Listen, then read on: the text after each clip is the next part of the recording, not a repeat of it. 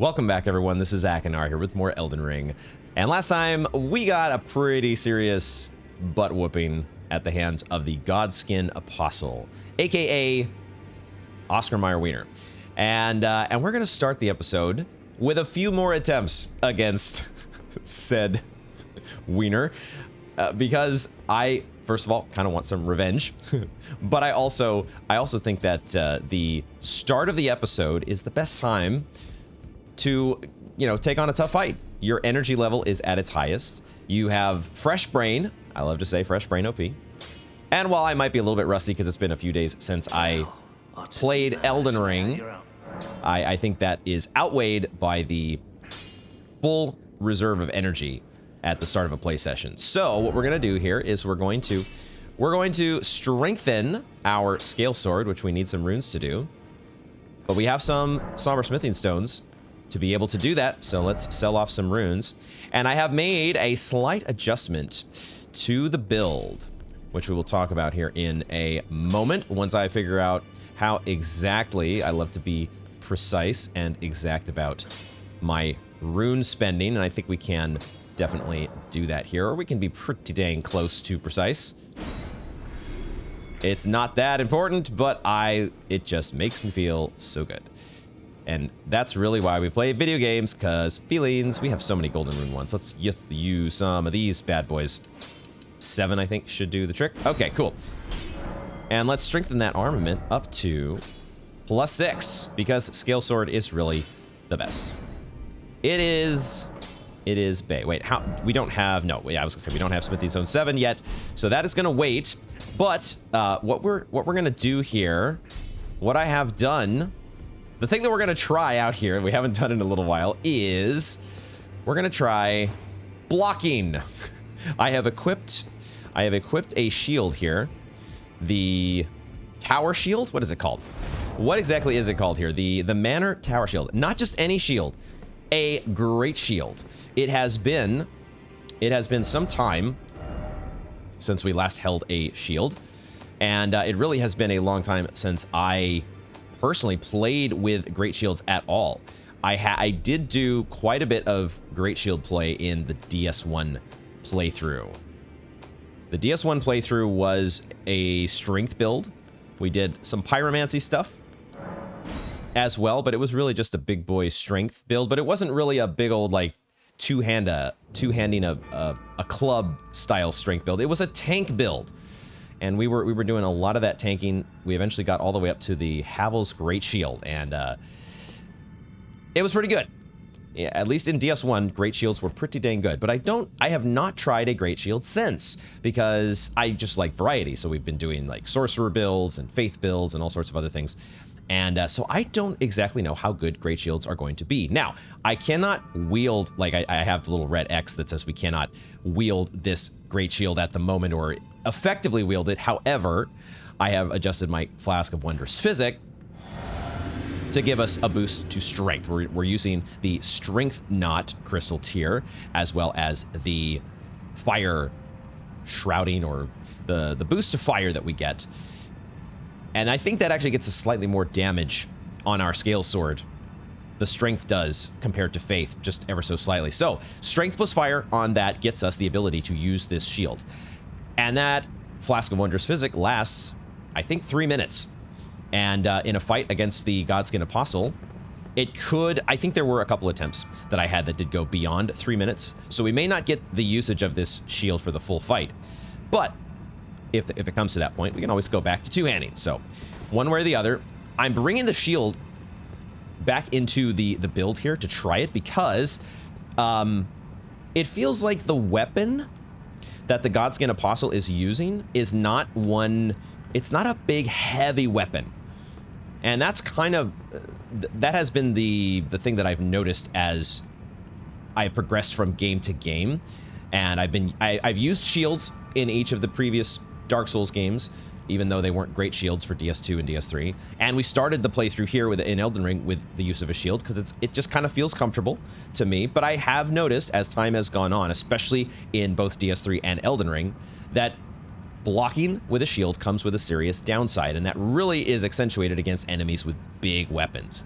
But one way or the other, I think they have kind of made it feels like they've made a conscious decision as the games have progressed. They don't want you to lean on the shield too much.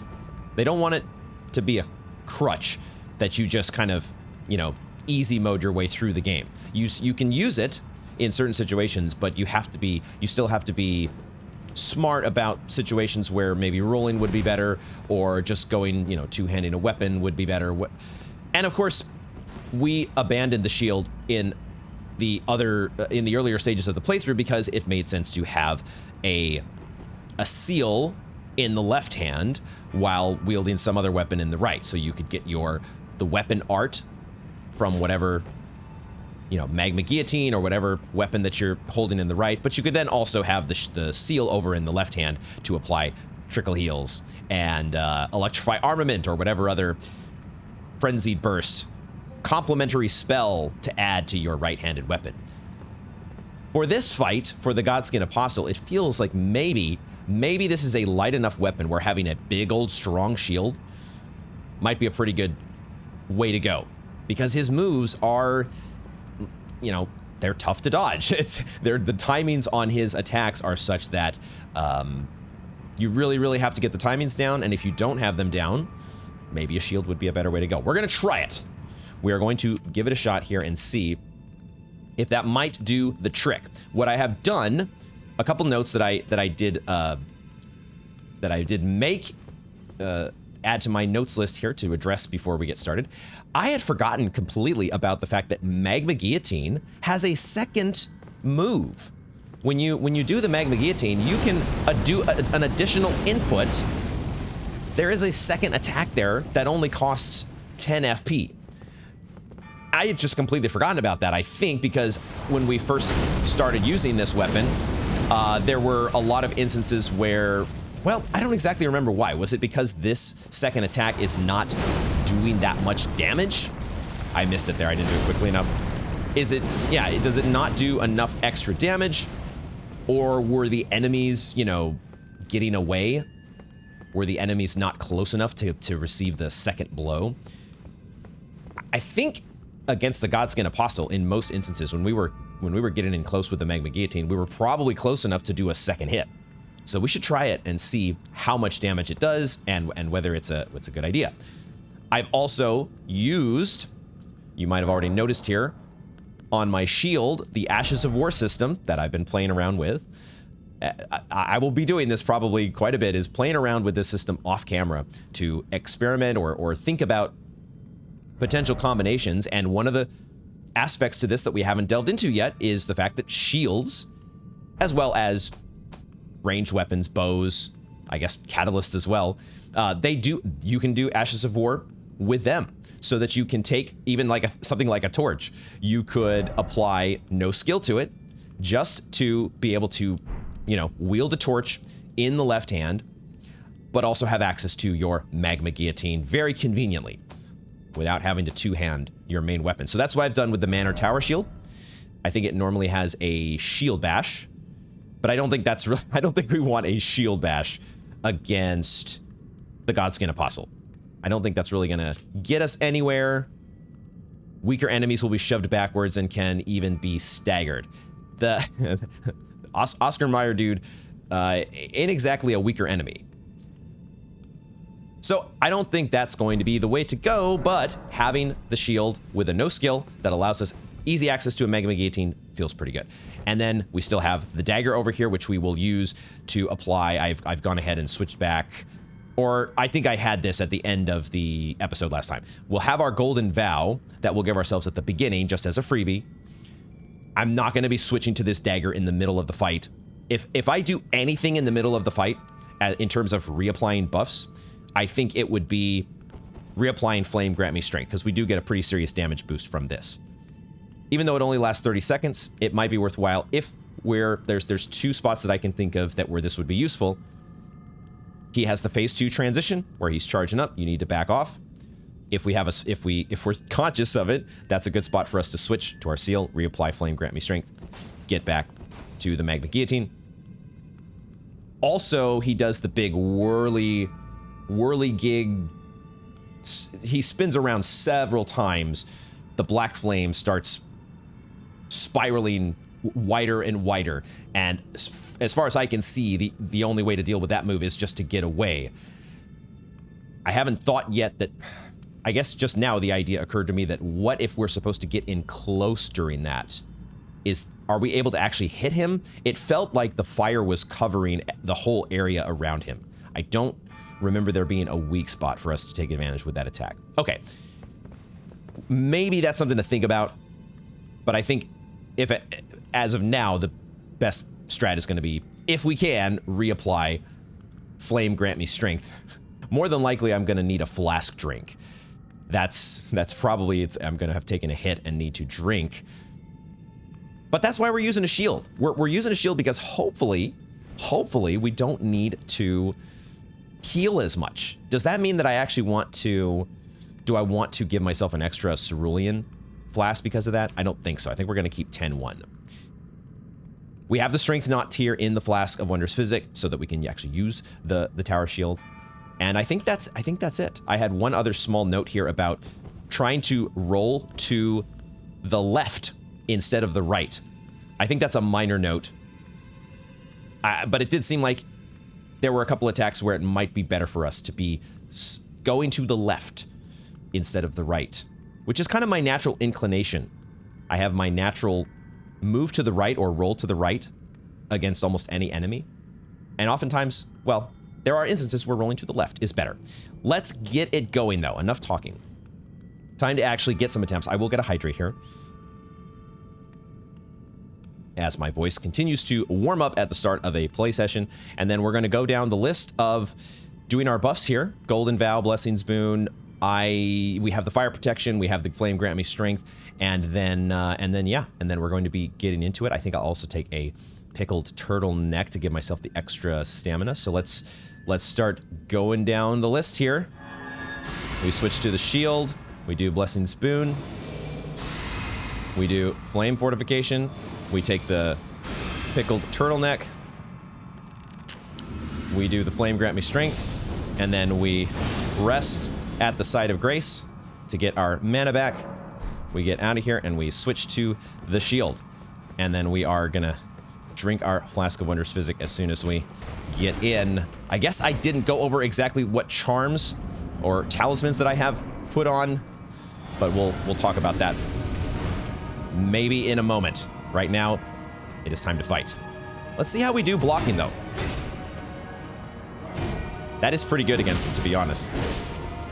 The problem is we don't necessarily reestablish our block soon enough, per se, but we get guard counters. I have completely forgotten about guard counters. Now, I let down my guard. I did momentarily let down the shield.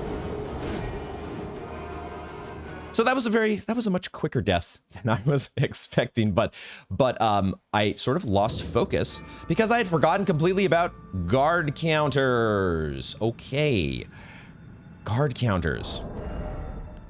Here's my talisman setup, which you might have seen, but we're using the Great Jar's Arsenal in order to allow us to wield all these, you know, heavy shield, heavy sword, heavy armor. But guard counters are potentially a thing. Okay, we will have to think about that. Let's do this again. Do it all again.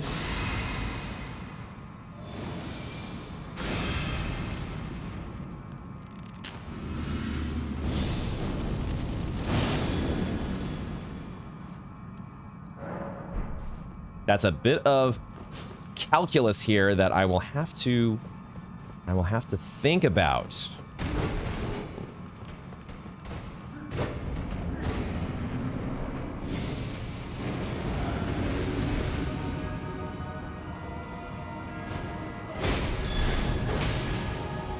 That does a lot of damage, actually. That's a pretty significant amount of damage.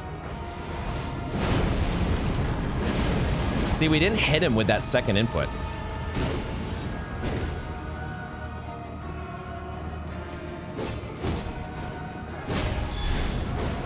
And we're also not close enough sometimes for the guard counters. Okay, we did hit him there. Shit. Okay, so we did get our guard broken. Even with the Great Shield, we're not completely... So I'm facing in the wrong direction there for that second input. I'm remembering now why we were not doing that second hit of the Magma Guillotine in a lot of cases. I'm kind of remembering.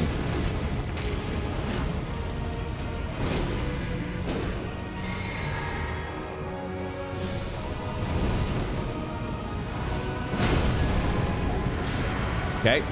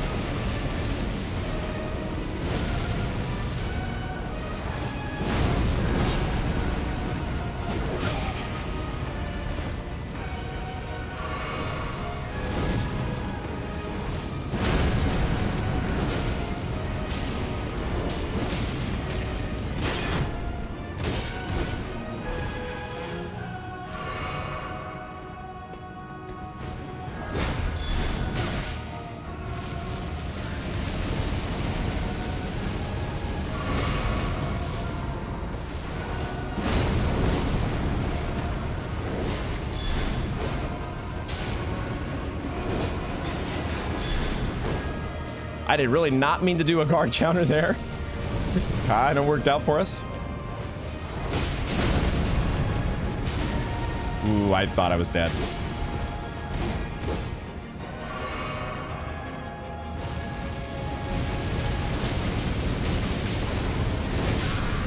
Okay. Yep.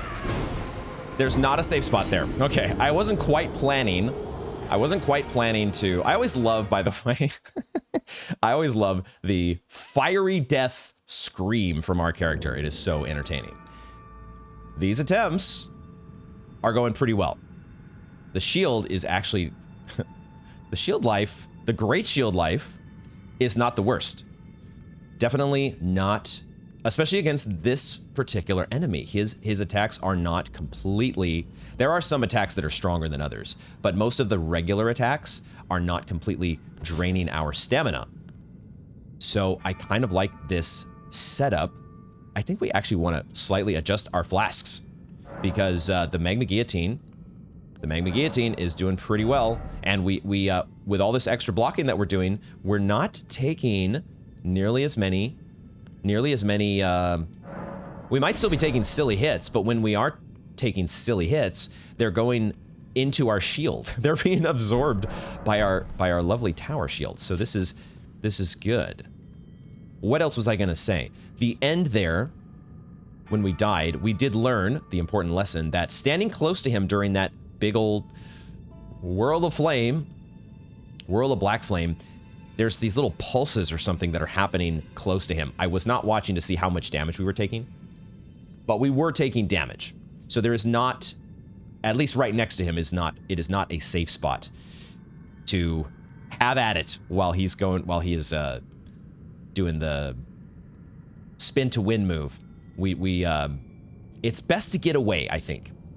I just was close. I was too close to him at that point to really get away, so I just kind of stayed in there, and we paid the Whirl of Flame dear price. But I think I like where this is going. The second attack on the Magma Guillotine, it did connect once, and it only did like 300 damage. So it feels like it's probably better to steer away from that and just get back to blocking or rolling or whatever the case may be. Guard counters, we've completely forgotten about guard counters because we haven't been blocking with a shield. Range is important with guard counters. And most often there, when I was going for a guard counter, I was too far away. So I think if we just stick with a very tank and spank sort of formula, we can do this. This is very doable.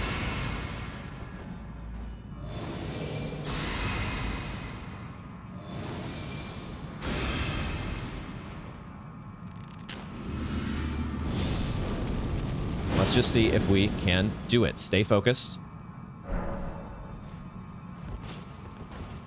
stay focused and do it.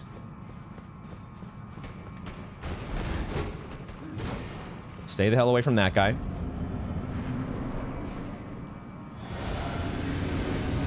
And just do it.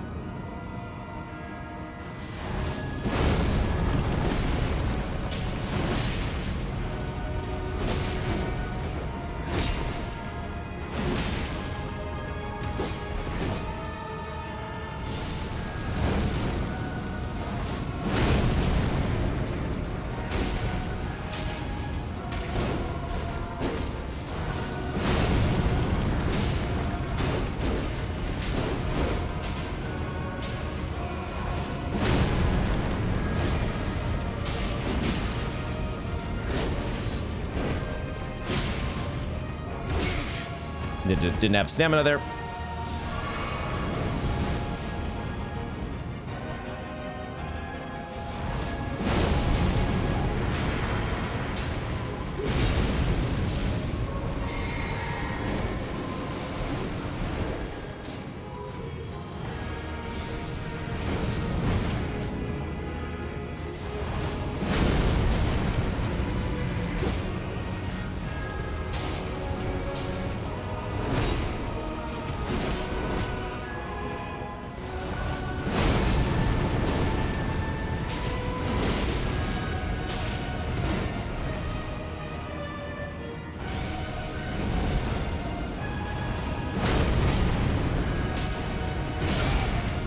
Trying to go for a jump attack there.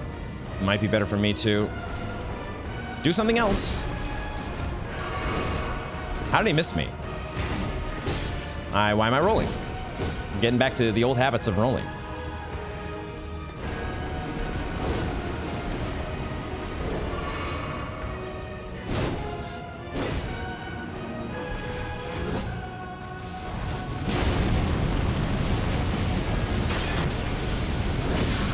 Shit! I went for the magma guillotine. I don't know. Is that what we did the first time that we died to that move? We went for a magma guillotine, and we were too close. He got us with that move. We do not want to be in close when he does that.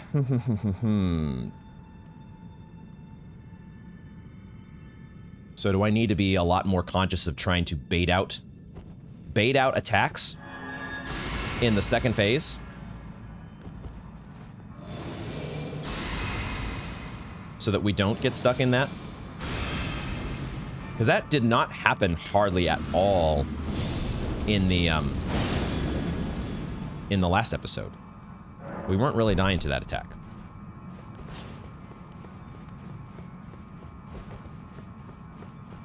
Now, these attempts are going well enough where I didn't do it this attempt. I didn't do it right here, but I think it might be, shit, I rolled too soon. It might be a good idea for us to go to apply a rune arc.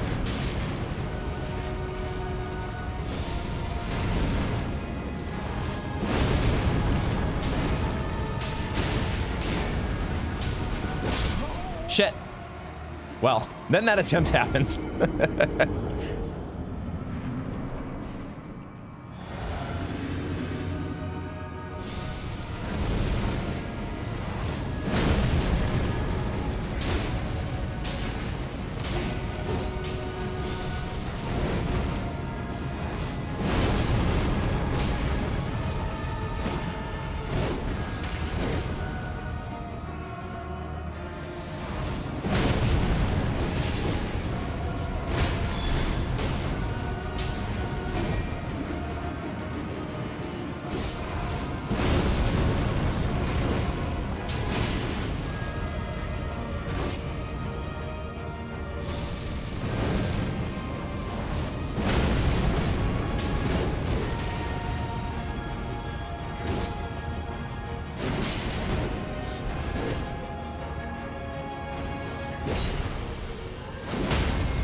We actually broke this motherfucker's stance? What the fuck? Hello? We actually broke this guy's goddamn stance.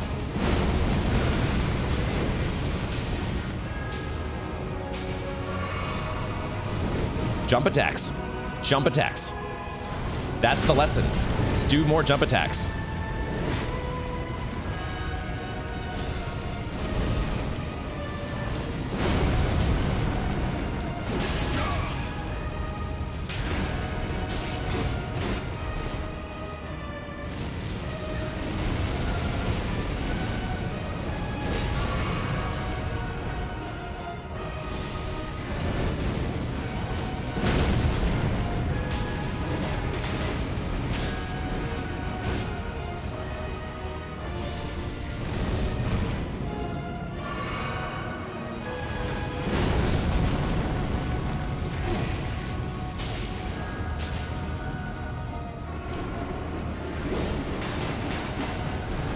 Shield. Tower shield saving me.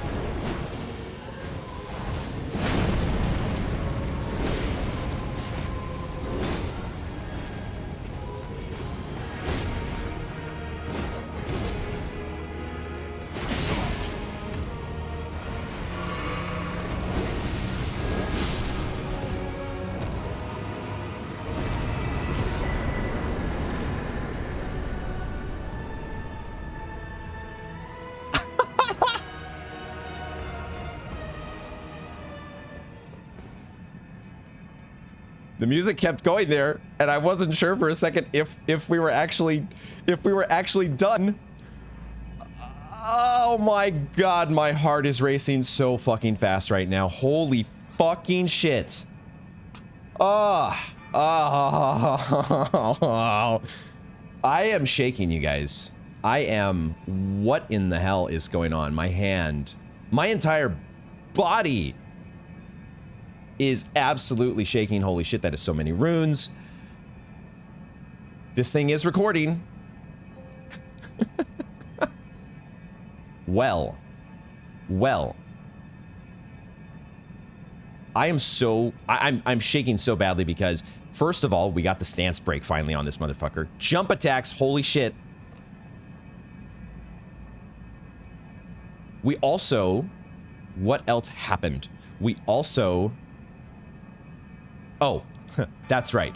Because at the end there, I had so many healing flasks, and I was like drinking at times where I was only like, you know, I only had like a third of my health lost or even less. I was like, just stay topped off. Just stay topped off. You got plenty of flasks. You can do this. We were doing enough damage. I need to hydrate. Holy shit. Hold on a second. I'm going to finish telling this story.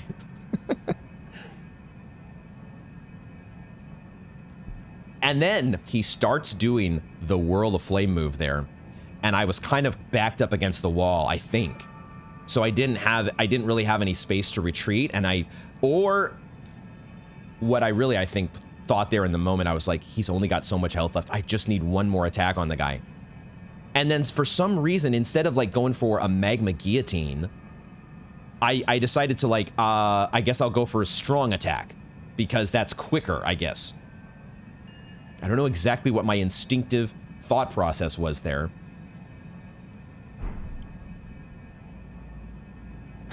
But I was so worried that I wasn't close enough. When I went for the R2, my thought was, as I'm doing it, I'm not close enough to this guy. Shit, I'm not going to hit him. And instead, now I'm caught in this Whirl of Flame move, and I'm gonna die when we're so close to the finish line. And then it connected. It actually did hit him, and you saw the shock on my face that it hit him. Out of my game, Oscar Mayer Wiener, dork. Godskin Apostle, hood, robe. Look at the Godskin Apostle trousers are just like the noble trousers, aren't they? Look at these beauties.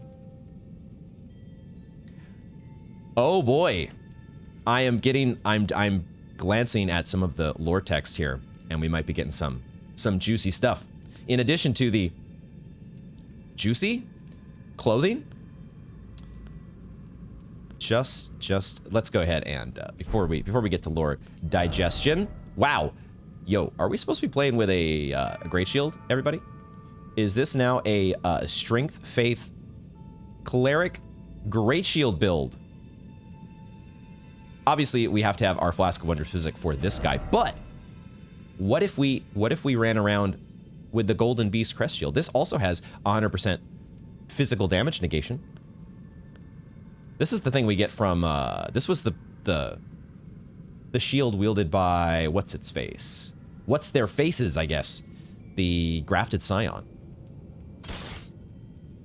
I think we might play around with Great Shields, everybody. We'll adjust the build here fully in just a moment. But first, we have to play with... We have to... You know what we have to do. So now we have a couple different Godskin outfits that we could mix and match. Why? What in the world is the difference? Is it just a weight thing? No, they weigh the exact same, but one is slightly more resistant to elemental stuff. The big boy, the Jelly Donut version is more, this one is actually a little confusing to me. So physical, the overall physical damage negation is less with the Noble Trousers. But versus Strike and versus Pierce, there's a big increase. Is that what you get with the Michelin Man life? Okay. Oops. I already had it all on. I already had it all. Look at that. Look at that. And we get the... No! I just wanted to get a closer look at the... Let's illuminate our surroundings here so we can get... There's just the single face. The single face on the back of the... It's not even a full face. There's no mouth. Although it's, you know, there's like some chin whiskers there potentially. Just, wow. Freaky as all get out. But there is some bling on this robe though. Let's get a look at this. What is it when it's purple? I forget what the purple, you know, you've got rubies are red, sapphires are blue. What's the purple one? I don't remember, but they are beautiful. And then there's that wonderful face on the head as well. What up? These guys. Okay, let's get into the lore, shall we? Let's check out the juicy tidbits here. The apostles, once said to serve destined death, are wielders of the god-slain Black Flame. But after their defeat by Malekith, the Black Blade, the source of their power was sealed away. Okay. Destined death. Destined death. I'm gonna have to go and review notes. If we have anything regarding destined death, I'm just gonna do a quick search through my Google Docs here to see if capital D destined, capital D death, destined death. Roger does show up here. Did Roger give us anything specific about destined? Aha, he did have something about destined death. Just the one reference here, but he's talking about Ronnie's curse mark. If Ronnie truly is the one who plotted that fateful night, then she should bear the curse mark of destined death somewhere upon her flesh. The other thing is they stole, apparently, right? They stole either the Rune of Death. Let me search for Malekith here in... Someone stole a fragment of the Rune of Death from Malekith the Black Blade.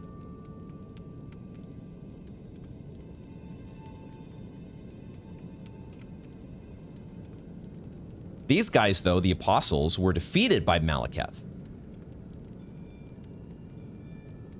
So is this the... The source of their power was sealed away. The god that was sealed away. The god-slain Black Flame. Okay, there's a lot more to the story here that we're not going to be able to figure out just from looking at one outfit from a super annoying and now dead boss. Great enemy felled. Let's get back to our other... Let's put our other shit back on here, though. I want my setup that I just had. We'll fully get the... figure out exactly... I think I was using Ench's remains here to get under the weight limit. We'll fully adjust that all back to what makes sense.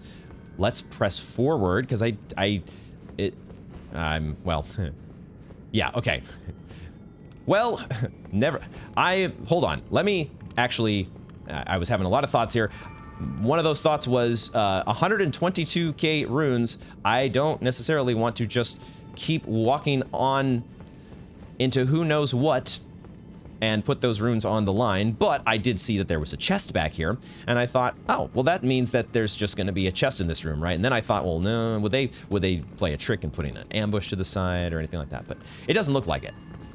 Interestingly, there is a return to entrance alongside a chest. There's no mimics in Elden Ring, but I always have the instinct to check. Oh, it is a legendary item. Awesome. God Slayer's Greatsword. Okay. God Slayer's Greatsword. It is a colossal sword, and the skill is the Queen's Black Flame. We actually don't have enough dexterity to wield this. That's fun. God Slayer's Greatsword. Look at that. Dude. There are so many cool weapon designs in this game. So many beautiful weapons.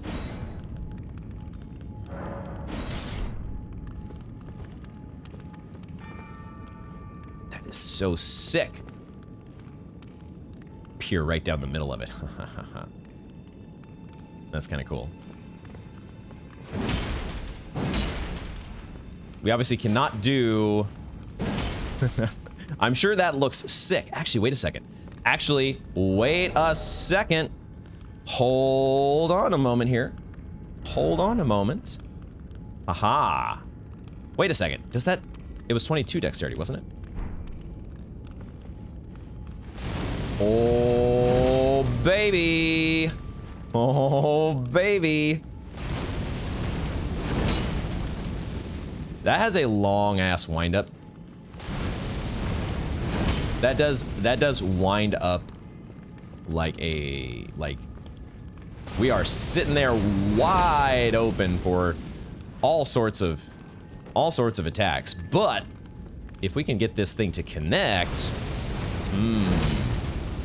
that's so cool. There's something about Black Flame that is just, when they first kind of introduced it in DS3, it's just so sick. They make it look so sick.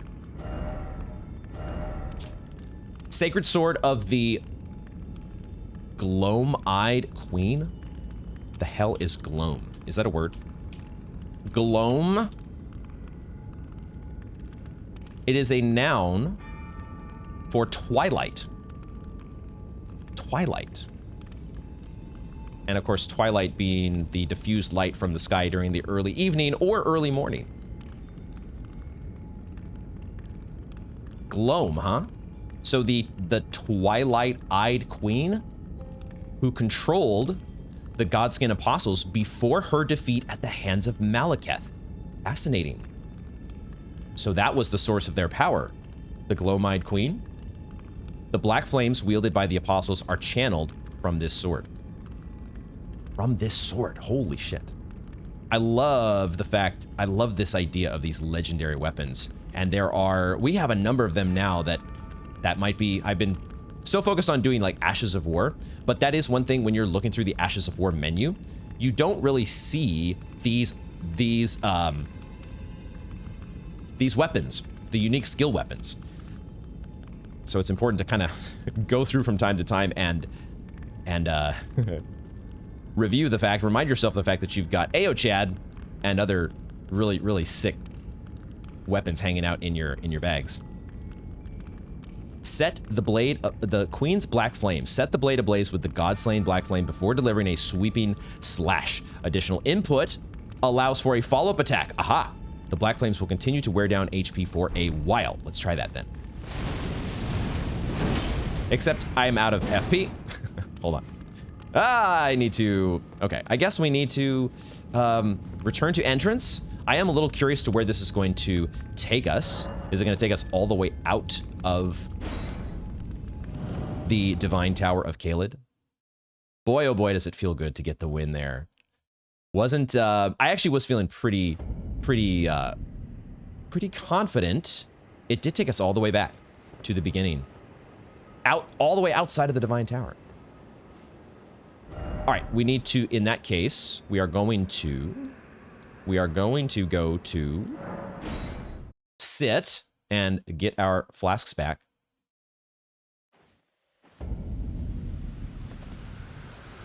Enjoy the wonderful rainy weather of the Dragonbarrow. Cool us down after the heat of the Black Flame and the Godskin Apostle. But let's try the additional inputs here.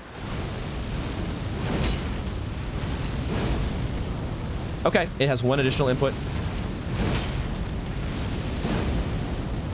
Very cool. Very, very, very cool. It's just also, well, if we have enough dexterity, this might be perfect for us actually, because I didn't look at the scaling really, but it is a strength, dex, faith scaling weapon. And that's kind of what we're doing. We're doing strength and we're doing faith. We just need to meet that minimum dexterity bar. Cool. Godslayer's Greatsword, another sick option among the countless others that we have to consider. And consider them? I will. But for now, we stick with our love, our one true love, the Magma Guillotine. There's something about having fun, spicing things up with all the variety that there is in a game like Elden Ring, but also it feels so OP sometimes to just have that Magma Guillotine and leaning on that bad boy. Let's get back to the heaviest possible setup that we can here. It won't quite let us go up to, well, actually I had switched to this. I forgot that I took off the Fap Ring. Forgot about that. Maybe I can get my leggings. No, it won't let me go to the Radahn's leggings unless we do this. Aha, there we go. Now we have, actually, do I need this Sacred Dagger? Do I even need this thing? I think we're taking that off and we're giving ourselves like a torch. A torch. Although that's heavier. I want a torch that weighs the same as the dagger. That way we can actually look at things from time to time. And yeah. Is this actually what I am going to... Maybe I need to think about exactly how my setup is going to work here. Because we've got some things that we need to... What am I trying to say here? This is where I now need to switch gears out of taking on Godskin Apostle, where we have a very focused build, where we're only doing a very finite number of things in terms of applying buffs. And now we might need to, as we transition back to exploring the world, giving ourselves more spells and going back to a more variety-oriented spell lineup is something I'm going to do in just a moment. But first, we must level up. We got a lot of runes to spend. So why don't we do that? And I think we are going to start leveling up strength. Because, okay, so it doesn't actually... So strength does not get us damage to our... I'm actually kind of surprised that it doesn't increase the damage to our scale sword. It looks like our scale sword actually does scale much more with faith than I realized. Let's cancel this level up. And let me just quickly look at this. It says C scaling on strength. obviously, well, I think I know from experience that just because it has a letter, just because they have the same letter doesn't mean they have the same exact scaling. Those letters usually encompass a range of values under the hood. So I was gonna say that we want to maybe level up strength just so we can actually naturally wield some great shields, because now I'm kind of interested in the great shield aspect of the game and what that potentially might hold for us. If nothing else, this is, even though it's not boosting the scale sword, it will boost other weapons, and it will give us more access to shields and such in the future if we decide to stick with that. And of course, we have Renala to save the day if we decide, you know what, I didn't spend those points quite as wisely as I could have. But let's do this. Let's do this for now. And then for spells, we'll go ahead and we'll ditch the flame fortification, but we'll keep our trusty trickle heal and flame grant me strength. And then let's bring back in sort of our, I guess, I don't know, our regular lineup of sniper spell, flame of frenzy, and then what? And then it's kind of up for grabs what we want from here. I kind of like having, this feels pretty decent. Maybe we could put one other, like, poison mist. We really only had the poison mist there for the land squirts. I don't know if there's one other particular. Oh, if we're gonna be in if we're gonna be in Caelid, then we would want Flame Cleanse Me. That's the one. That's the one I was thinking of. Now, will we be in Caelid? We'll put Flame of the Fell God back on there, and we will switch our Wondrous Physic back to Faith. So if we do want to use Flame of the Fell God, we can. We've got ourselves some options. Okay, options. We will need to consider options as to where we're going to explore, because we may not want to stick with the Dragonbarrow for the rest of this episode. But first, one item that I had on my notes, one item that I had thought of off camera and realized that maybe we want to go back and check in on, is Sellen in the basement or in the cellar. Because what if we have checked on the mysterious clone or copy or whoever is in the cellar here in the Witchbane ruins. We have checked here several times before, and we've been perplexed, puzzled about the lack of progress with the Graven Witch and what was going on down here. However, we have finally had the progression with Celluvis. Everything that happened with Celluvis. Is it possible that this is the cellar that was talked about in the bit of intel, the bit of knowledge that we picked up, the note that was trying to tell us about a cellar and the Graven Witch? Is it possible?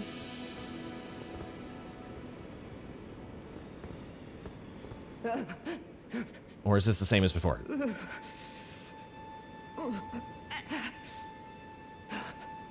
It will do no good, I swear it. Or is that the same? Yet you persist. It sounded like her Frothing degenerates. It sounded like her dialogue might have been different, but then the frothing degenerates. Ah, crap. It's still the same as before. God damn it. All right. Well, I don't know. I continue to be perplexed because I just don't know what to do about this note. What are we going to do about this note? The Preceptor's secret. Is this something, like, have we just not been to the correct location in the game yet? Or is this just there's some location that I'm not thinking of? Where is this cellar among the ruins not far from the Sisters 3? It really wouldn't have made sense for this set of ruins to be, this is not anywhere near the Sisters 3, but I thought let's just check here just in case, because maybe in like the grand scheme of the overall game, eventually when this map gets, I don't know, 10 times bigger than it is right now, then in that context, the Sisters 3 might actually feel close, quote unquote, to the Witchbane ruins. Close relative to, I don't know, whatever is going to be all the way at like the far northeast corner of the map. That was my wild idea. Like, well, I mean, this is clearly the Graven Witch is down here, isn't she? I don't know what we're going to do about Seluvis, the Witches 3. I guess maybe we can go back and quickly check with... Just go back here and see. I mean, Seluvis is just still going to be dead, right? We have, I guess, another puppet to buy at some point. Wasn't quite where I wanted to go. I'd rather go down here. Now I'm kind of glad to have 2 warp points to not the extra time that it would take to go down the elevator. And we can just, in this case, we can just go right out the balcony. What are we going to do about... What are we going to do about the Preceptor's secret? What are we going to do about the converted Fringe Tower? The game is getting to a point where, you know, I feel like I'm still in probably the early stages, but it's already big enough. There's already so many things that we have, NPCs that we have talked to, places that we have been, where it's starting to be, even with the notes that I do keep, it's starting to be tough to keep track of everything that's going on. Yeah. And where we need to go, where we potentially need to check back in with certain NPCs. And I'm not immediately thinking of any others that we want to try to check with regarding the Preceptor's secret. So why don't we go back? Let's go back to Caelid. And we're going to spend a little more time in the Dragonbarrow, because I'm not totally sure yet if we want to keep going in the Dragonbarrow, if it's going to be a little bit too tough for us. Do we want to stick with 9-2? We'll go with 8-3 on our flasks. But, you know, it's one thing when you go up against like the Godskin Apostle.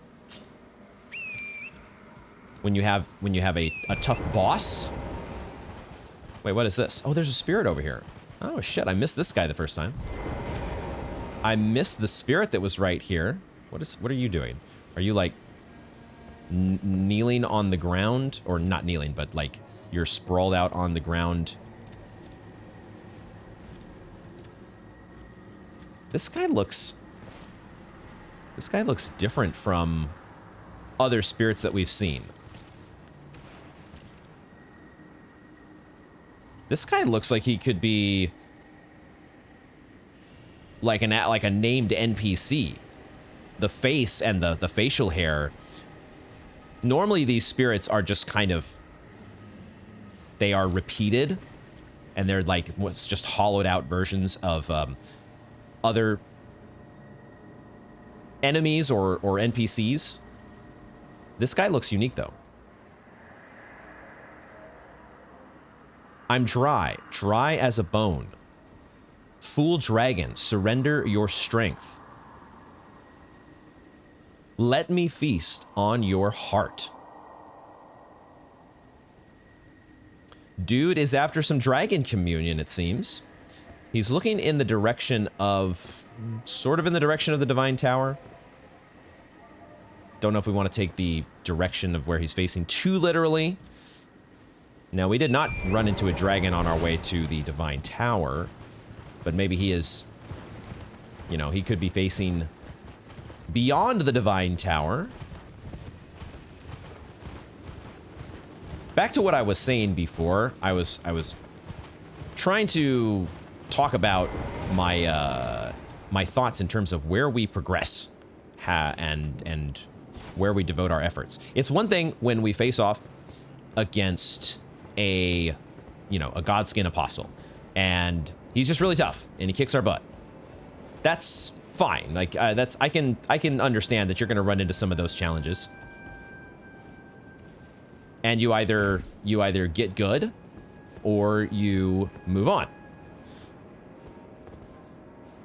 You move on with your day and you go to the next challenge and you leave that challenge for later.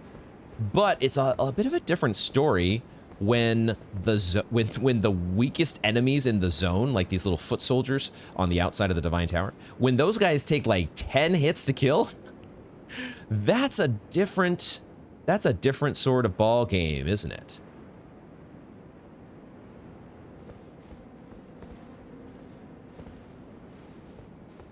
And it may mean that we want to focus our efforts in a different zone, such as Ainsel River, or Altus Plateau, or Deep Root Depths. We have options. We're not confined. We don't have to stick with this place. The Dragonbarrow. What I'm realizing is this tree route here, I had thought initially that we were going to be falling down this tree route to get to the loot that's on the ground. But I think the intended route for us to get there is actually just there's a rideable or walkable route that has nothing to do with falling down a Divine Tower. We just need to go around the bend up there and make it past a couple dragons at a watering hole. No big deal. Okay, so we don't need to fall down from here. So that loot, I can segment that into, it's not connected to the Divine Tower, even though it's like right near the Divine Tower. We can connect it with like exploring in this direction. So let's head back to the Dragonbarrow West warp point one more time.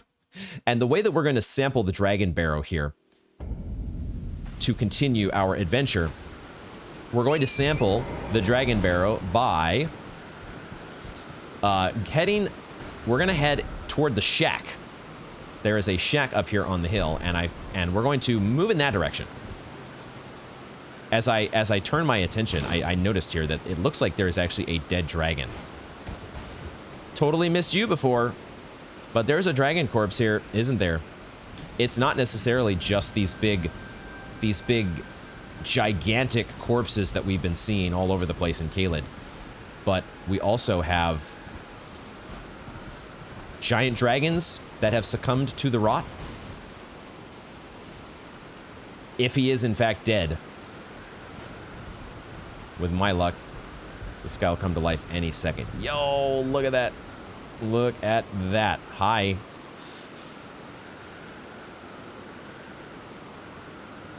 Hopefully you're not waking up. Hopefully you're just gonna stay there, dozing off. Now what we can do, the nice thing about having this setup with the shield in the left and the seal in the right, is it does allow us pretty easily on horseback to switch between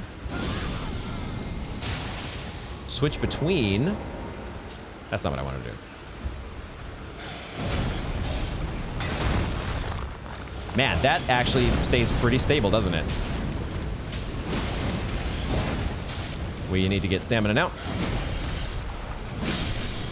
Ha. Now this is not the tower shield, but the Golden Beast crest shield. He only did like a little mini chomp, and so it didn't take that much stamina, but works pretty well. Works pretty well. And I like the fact that when we're on horseback, I don't have to like do triangle L1 or triangle R1 in order to like two-hand the seal in my left. I just need to do right on the D-pad. This could be a fun build. This could be a fun setup. I did not promise a no shield run. I did not I like to do... Oh, I didn't see you. Is this ram really gonna... The rams, they just don't know. Talk about not knowing when you're in over your head.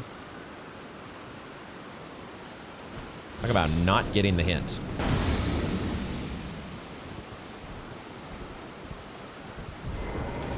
At the same time, fighting on horseback is not really where the action's at for me.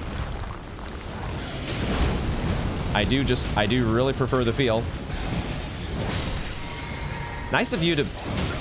Oh my god, apparently I wasn't blocking. Nice of you to... That's not the right fucking flask! That's not the right flask. Why am I drinking another cerulean flask instead of healing? Oh my goodness. That was such an unnecessary death. Okay, all right. Godskin Apostle is in the rear view. Yeah. Phrasing. He is in the rear view mirror, but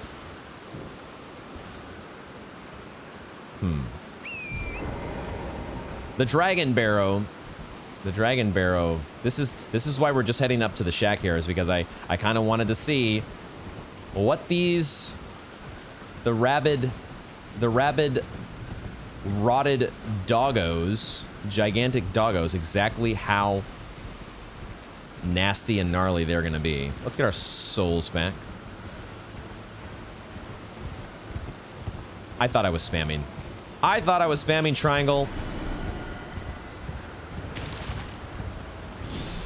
That's flame cleanse me. Holy fucking shit.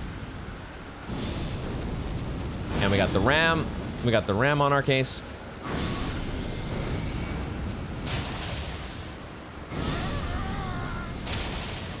How did I miss? Seriously?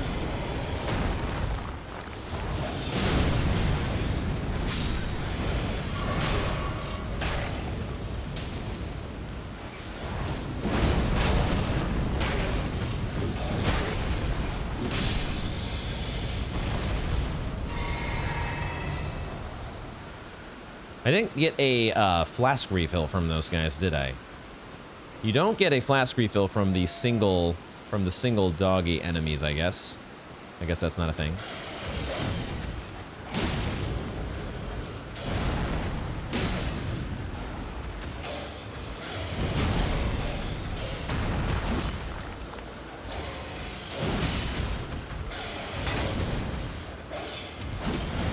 My jump attacks are not connecting.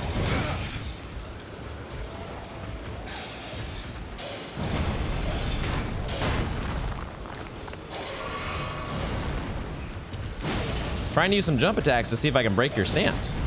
But my jump attacks aren't... There we go. It worked. Dude, jump attacks are pretty cool. Why?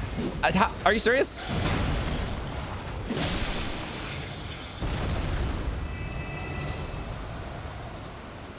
How did I not get the riposte there? I thought I had, like... I thought I let go of all the buttons. So how do we get flask refills from the doggies? How many of you do I have to take down before I get a flask refill? I guess that's a signal for us to just go for the shack, huh? Oh, I think I see a merchant.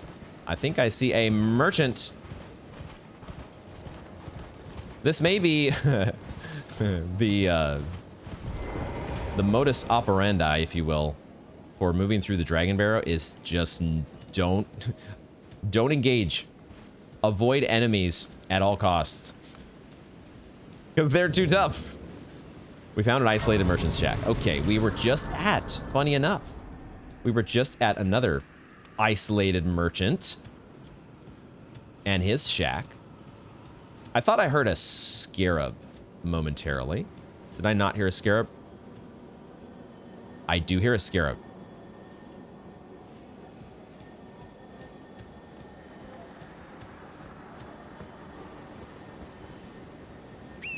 Where are you at?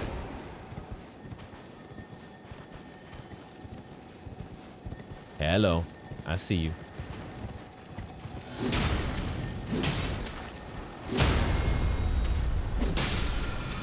I see you. Oh, a new Ash of War for bows. Ash of War Sky Shot. Yeah, this is a commonality with, I think, the other bow Ashes of War. They don't grant an affinity, but they do give you a new skill on the bow. This is Sky Shot. Archery skill performed from a low stance. Ready the bow, then fire an arrow high up into the air, arcing so as to strike the enemy from above when it comes down. Usable on light bows and long bows. FP costs 3. Huh.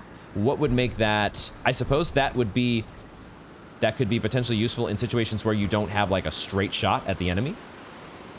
Or somehow they are armored in front, but not above. Like they're using a shield or something and you can hit them in the head. That might be fun to play around with if we somehow steer back into using bows. Isolated merchant, hello. You have the same. You isolated merchants love your face coverings. Yes. Hello. Well, there's been an age since I've seen a customer. How can I help here at the end of the earth? Depends on what you've got to sell. Ooh, I see a ritual pot. We're grabbing that. For sure. 2 Lost Ashes of War. Okay. These are not nearly as valuable, or at least in the way that I was initially thinking. They are not the same sort of value, but it's good to know that those are here. We also know where to find in the future if I start a file that's not a samurai. I know now where to find the samurai gear. So that's cool. You got some sacrificial twigs and you have some intel. All right. We'll buy that. Gateway. What's that going to be about? And a hidden cave. All right. A couple pieces of intel. And there is a new type of torch. A beast repellent torch. A torch which burns oil infused with special incense. The aroma pacifies wild beasts. Torches such as these were used to keep unwelcome beasts away from treasure troves hidden in caves. Would that work against these big doggies? Let's purchase this. Maybe we'll try it out. And then there's also some gravelstone here if we want to craft some dragon wound grease. In addition to the actual stuff itself. It kind of makes sense though. When you're in the Dragonbarrow, you might want to stock up on some of this. And maybe we will if we decide to switch to a weapon that we can apply grease to. Good to know. Okay. Some good options there. Let's check out what we have picked up. The first thing I want to, before I, let's take that torch off here and let's put this new one weighs a little bit more. So if I do stick with this, I need to remember to adjust my gloves or something.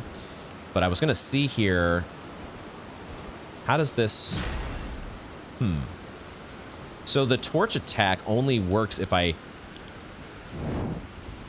only works if I am two-handing it, huh? So,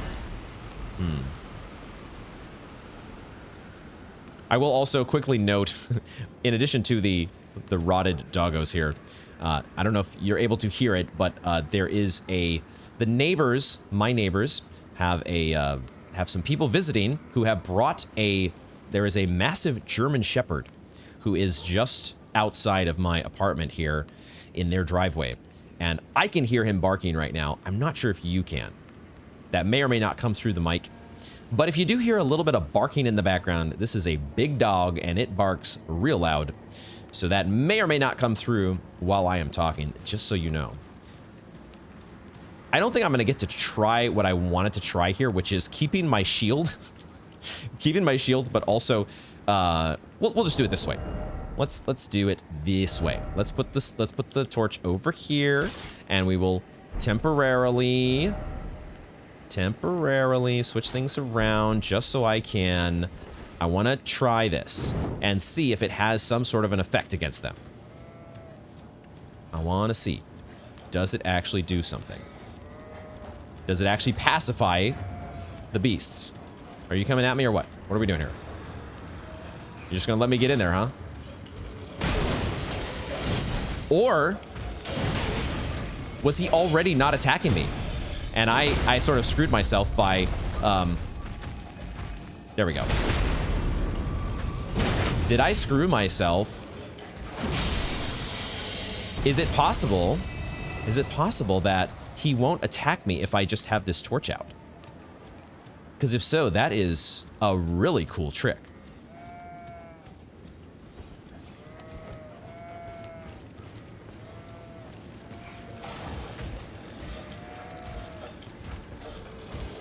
I don't think he's attacking us. That is fascinating. Wow. What a cool... That's really awesome. I don't know how many situations that's going to be useful, but there are quite a lot of beasts in this game. And having this in one of your armament slots to quickly switch to and say, hey, y'all pay me no heed. You are pacified instantly. I was thinking I was going to have to hit the thing. That's why I put it in the left hand, because I thought I needed my torch attack in order to actually have an effect of pacifying the guy. But it turns out it's the opposite. I don't even want to attack them. Now, I'm guessing as soon as I put this away, it's game on. Yeah. And then at that point, if I try to bring this thing out, he does go back to pacified. What? That is so... Has there ever been? I'm not sure we've ever had that sort of an effect. I can remember there's other effects that torches have had that have to do with like the status of your character or something, but not actually like completely pacifying an enemy to where it's not even going to attack you. That's kind of, it makes me, I'm still a little bit nervous, I gotta say, just because we're in combat. So anything we do, like, still has, like, a stamina cost to it. But apparently this guy's not going to attack us.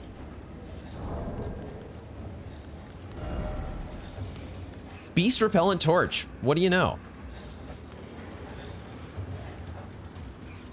This game's awesome. Let's check out our new intel. Hidden cave. What do we got? There is a hidden cave in the town of Celia. Look beyond the graveyard at the precipice. Okay, did we find this? There is a hidden cave in the town of Celia. Look beyond the graveyard at the precipice. A hidden cave. I guess we can go back there. So now, now he's just standing menacingly. We're not allowed to look at the map while we're in combat. Pacified beast or no, you are putting us in combat, my dude, and so I have to... He's like, let me in. I want to sit by the side of Grace with you. I have to send you packing. So I can... What a fascinating effect. The Beast Repellent Torch. Let's quickly go back to the town of Celia, I suppose. I feel like we probably found this already, but it has been a few episodes since we were at Celia, and I need to quickly refresh my memory. Is it talking about... It's not talking about the Celia Crystal Tunnel, is it? Ooh, I am noticing that there might be an Everjail up here that we need to explore. I think, didn't we see an Everjail here? I think we did see an Everjail from the Bird's Eye Telescope at one point. That rings a bell. Look beyond the graveyard at the precipice. Beyond the graveyard. Where was the graveyard here? Where exactly was the graveyard in Celia?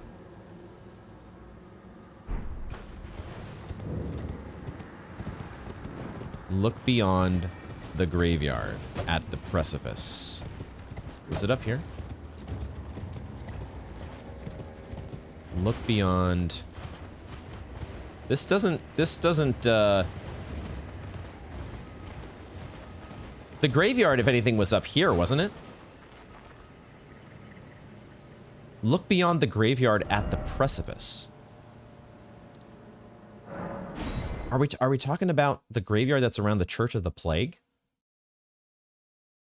I don't remember there being a hidden cave up here, though. Millicent is long gone, of course.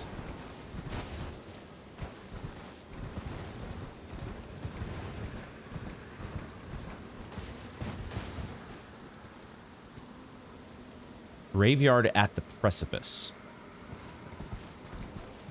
Okay, I'm a little... It said in the town of Celia, though. I just don't remember there being a graveyard in Celia. Would Sage Gowry know anything about this? Do we want to check with a Gowry? Sage Gowry?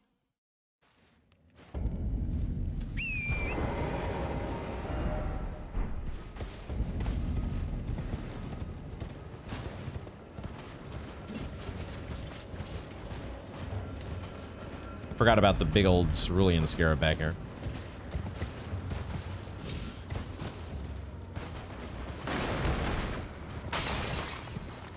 Sage Gowry. Oh yeah, we can pacify the guard dog. Although I guess you don't attack us anyways. Well, never mind. You are interested after all, but you're passive. We have a new toy. And it's a toy you can't have. You don't get to have it. What a fun trick. Ah, welcome, welcome. How may I help? Yeah, it's just study sorcery with Sage Gowry.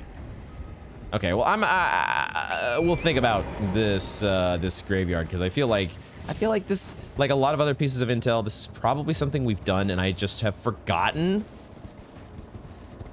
Like we had the cave. Oh, of course we're gonna be in combat with this doggo until we are out of range. Was there a graveyard behind here that I forgot about? I think this is a dead end. This is a dead end indeed.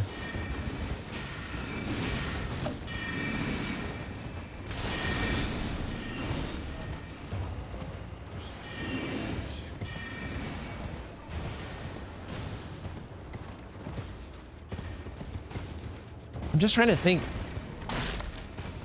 what graveyard are they talking about? I do not know.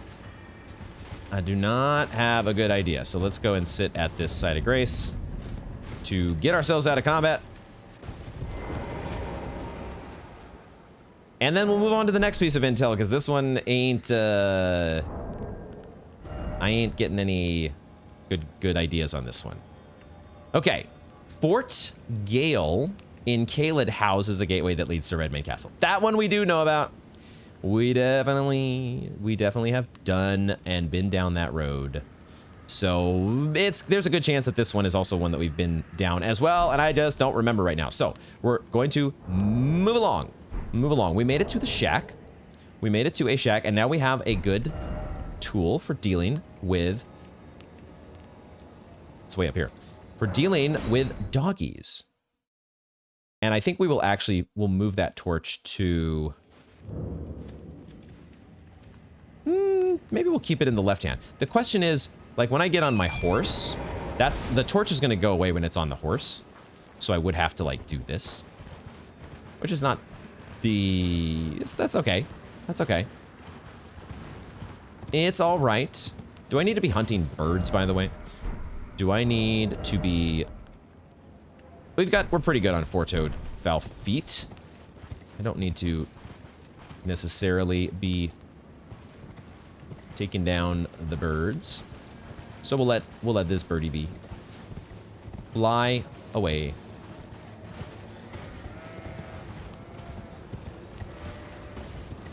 But yeah, if I've got the torch out like this, do even the red-eyed versions of the dogs also? Are they also pacified? Or are they an exception? They're an exception. Shit.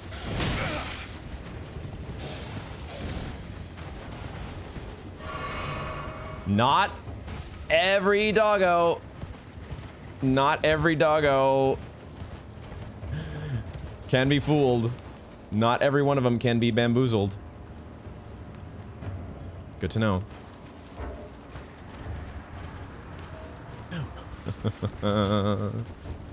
Alrighty. Hold on here. Let me get my trickle heal. And let's also...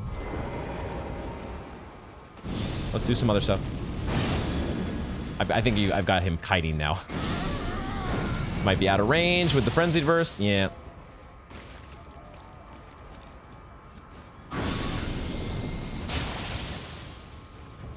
Out of magic? What? That did nothing. That did absolutely jack shit. No! Why are there two of you? Shit. Is it because I let go of my torch? Is it because I put away my torch? Well, this is going swimmingly. I just wanted to explore a little bit to the south and get an idea of what was down there. But then I had to have two dogs getting on my case. Should I be maybe I should be applying a rune arc here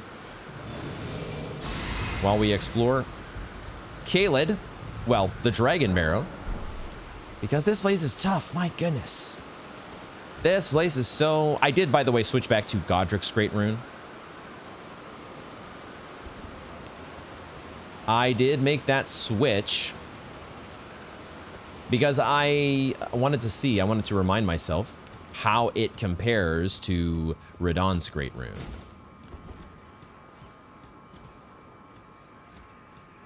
Because I had a feeling that we're still low level enough where the Godric's Rune is probably just better.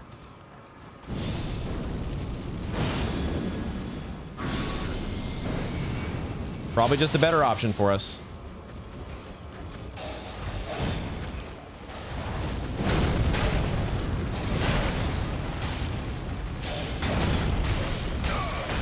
He was not done.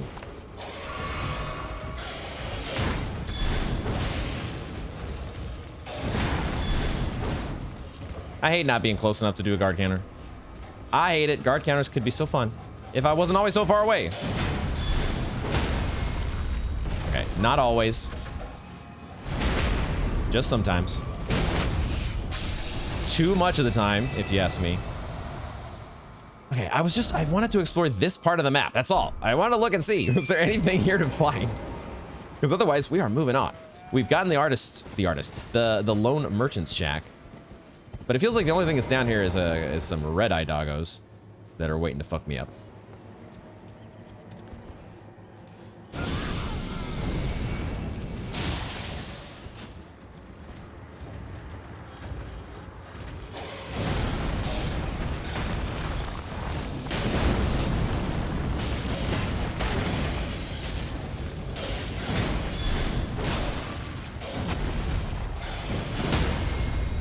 Okay, all right. Breaking their stance is not too tricky, but it also is not super important because, you know, our Magma Guillotine does do a lot of damage. Is the Dragonbarrow tough? Yes. Do we still do a lot of damage with our +6 scale sword? Yes. So I think we can hang. I think we can hang here and keep exploring. I was a little worried last time. Thought I'd get a 2-for-1 there with the birds. I was a little worried last time because we, you know, everything was so tough when we were using our katanas. Oh, archery leaf. But if we stick with the trusty scale sword, you know, things will be okay. Everything will be just fine. God damn it.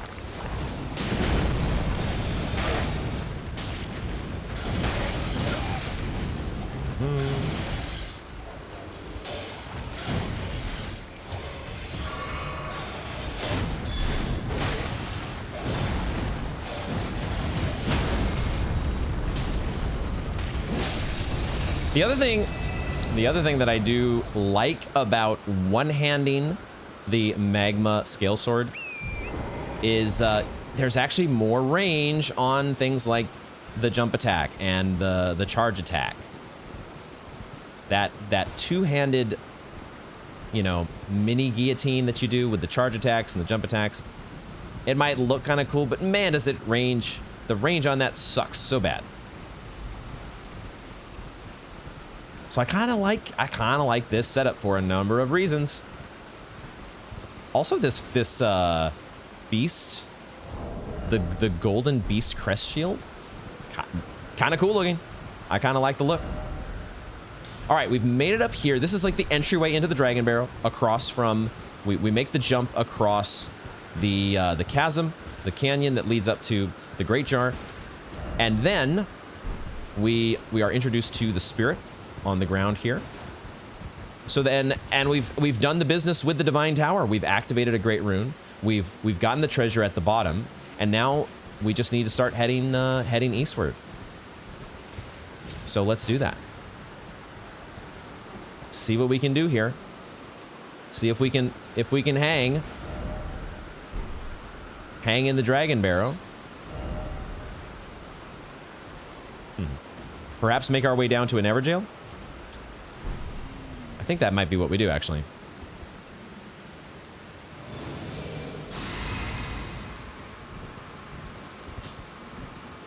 We'll just kind of make our way along the edge of the cliff here and see what we find. We know there's at least a couple dragons near a watering hole, flirting with each other. We might have to... Ooh, what do I see down there? Oh, interesting. There is one of these statues that probably has some smithing stones or something inside that needs to be broken open. It's interesting from this distance. The statue is not drawn in, but the glimmer of the loot inside is. It feels like they're wanting us to lure over a dragon to break that open for us. One of the dragons at the love pond, huh?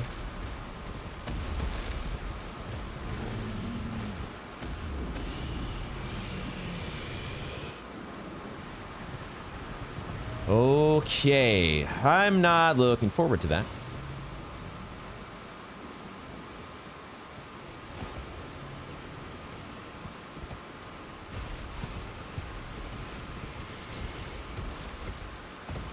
Not exactly my favorite thing so far in the Dragonbarrow. Let's see if there's any other enemy here that... Am I already in combat with somebody? Do I hear... No, that's just the regular Caelid music, I think. I don't think I'm hearing combat music. The smoldering wall also got drawn in just now. I think I have to lure over one of these dragons. Do we want to try that? We might come back for that. Why don't we mark this? Let's put a marker on the map, and we can have that as a task for later. Marker, treasure. Let's keep exploring, though, for the moment.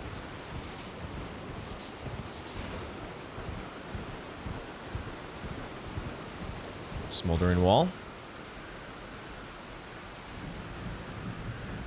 I do see an Everjail. I see our glowworm buddies. And there's a big old cerulean scarab, which I could kind of use, actually. Oh, there's also a dragon right here. Oh, my God. All right, is it time to fight with the dragon and see just how tough these guys are? I think it is.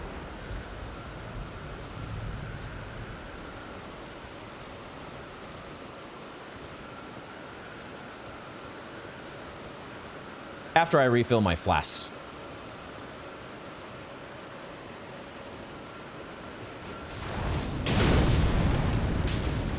I didn't want you to run that way. Yeah, this way. This way. I'm gonna get this dragon on my case, aren't I? God damn it.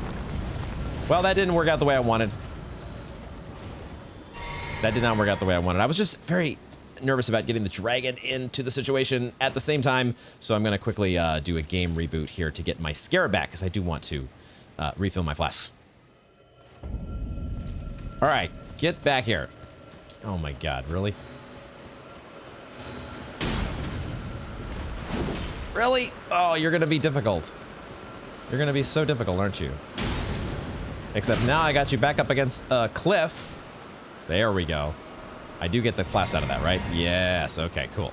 Okay, so now now, we can do the stuff that we like to do. Now, I still may end up very dead here in the process, but we're going to find out how strong, just how strong, the dragons are. Fuck me, I'm too far away.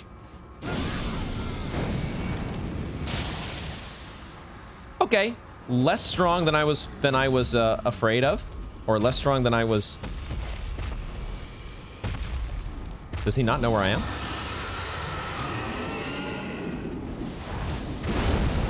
Or is it really is going to turn into just a regular dragon fight now? Okay.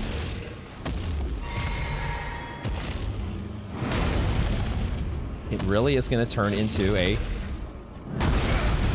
Oh, apparently I wasn't blocking that. Tail whip.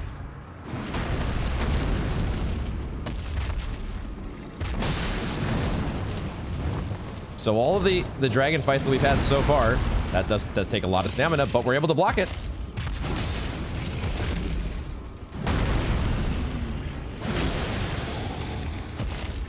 Now this one, so far, is not breathing fire. So far, we're only seeing a pretty limited moveset here. So maybe that's the thing with the you know, he's got like the normal amount of dragon health, but are you out of flame? You have lost your relationship with the fire? I thought he was gonna stomp again.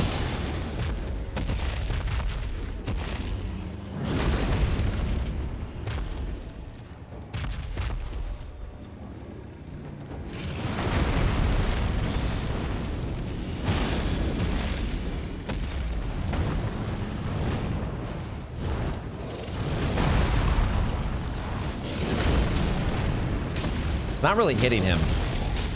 We need you to step in the flame, my dude. Can we get you to do that? Let me not run out of stamina here.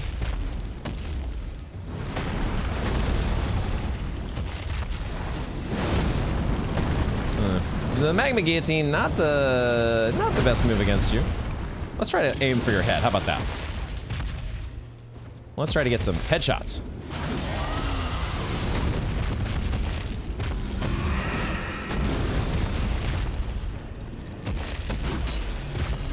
Not really connecting with headshots so far. Okay, so these guys are really tanky, but they have a much more limited moveset compared to their relatives, which I'm okay with.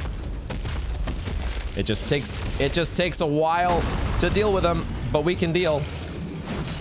We can deal if I can actually get a jump attack to happen, and I also don't back myself off of a cliff here accidentally.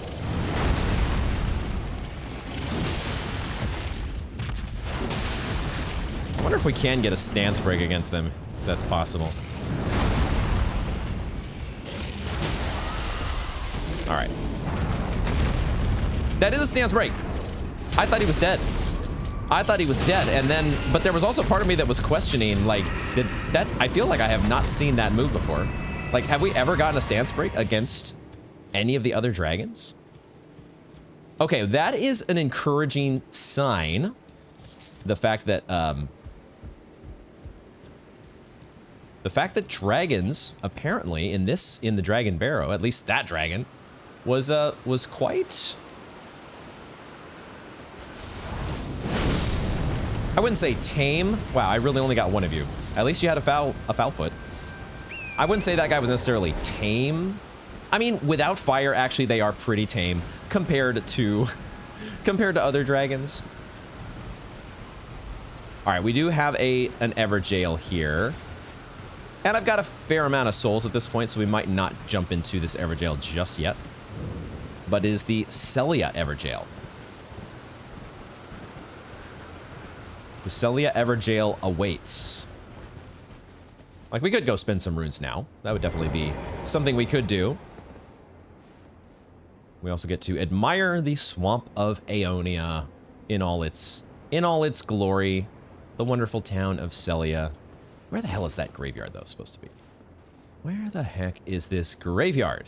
that everybody is talking about. There's the giant chair crypt. It's the graveyard up here, isn't it? And that view of that massive skull. And now we are up here in the Dragonbarrow. So as long as we're willing, as long as we are willing to put in the effort, or not really the effort, but the time, the time it takes to take down a dragon, then we might be able to, the Dragonbarrow is maybe not going to be quite as tough a haul as I initially thought. Maybe. Now, we have not yet crossed paths with the red-eyed dragons, which is what we were first introduced to. I think we're actually getting close to the spot that we were first introduced to when we rode the Spirit Spring up here into the Dragonbarrow. Wasn't it near this big old skull? So we're kind of getting in the neighborhood of that. Will I attract the attention of that dragon? Gonna try to hug the cliff. Stay away from even if these dragons are, you know, less of a headache without fire breathing. You know, maybe steering clear is still not the worst move. Now, here we have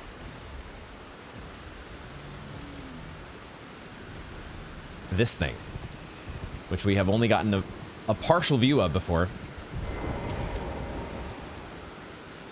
Only the view of one of the massive wings. Okay, there's a dragon to the left. And there is a dragon directly in front of us.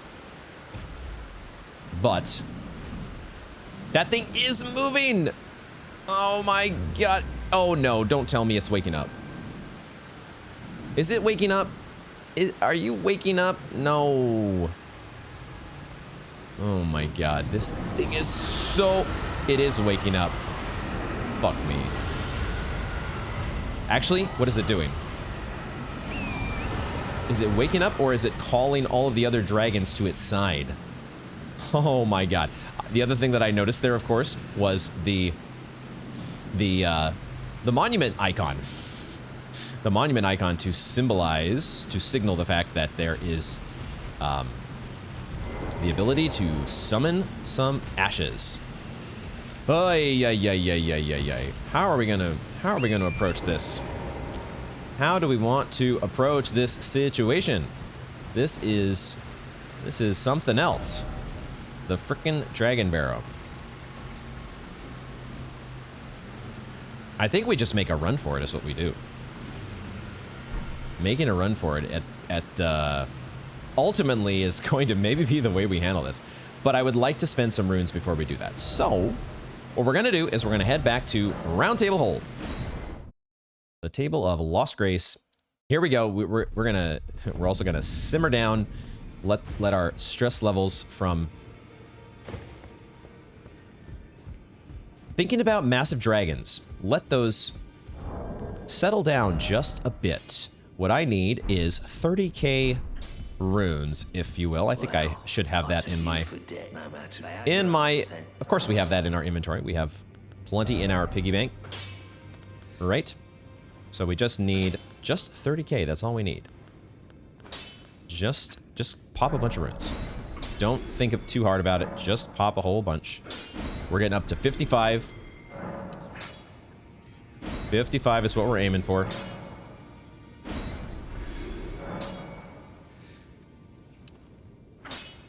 That almost gets us there. Almost to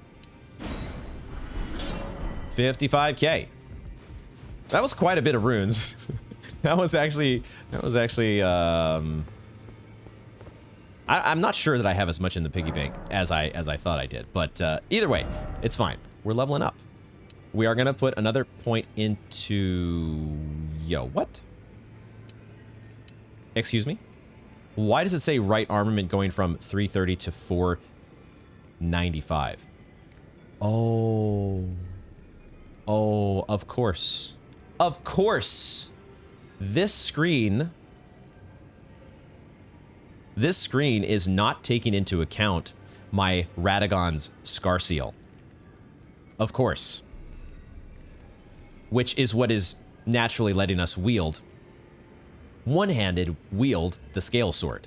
So we were at 21 strength, but we get 3 more from the Scar Seal, and that puts us up to being able to wield this. Now that this screen naturally puts us, now we are at a natural 24. And so we do finally get the actual damage. That's why it wasn't increasing previously with strength. Of course. The same thing apparently is happening with our left-handed armament, which is our shield? Question mark? I guess the shield has the same requirement of 24 strength, which we were also able to get to because of the Radagon's Scar Seal. So look at that. So we have the, we are now a natural, we're not really a samurai much anymore, are we? We've kind of, we have taken a turn from the samurai ways. I still like this Radagon's Scar Seal, mind you. It's, we're still getting 12 attribute points out of this thing. I don't mind it in the least.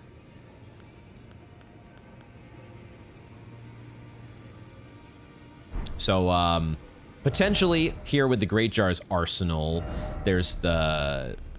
We might want to switch back to this Radagon icon at some point if we're getting more reliant on spells once again. But yeah, this is a good setup, and now we are rune free. That's all I wanted to do here. Quickly accomplish the ditching of my runes, because now we can actually do a couple things. We can first see if we can get a dragon to break this treasure chest, this treasure trove statue for us. Let's do that first. Head down here to the treasure chest.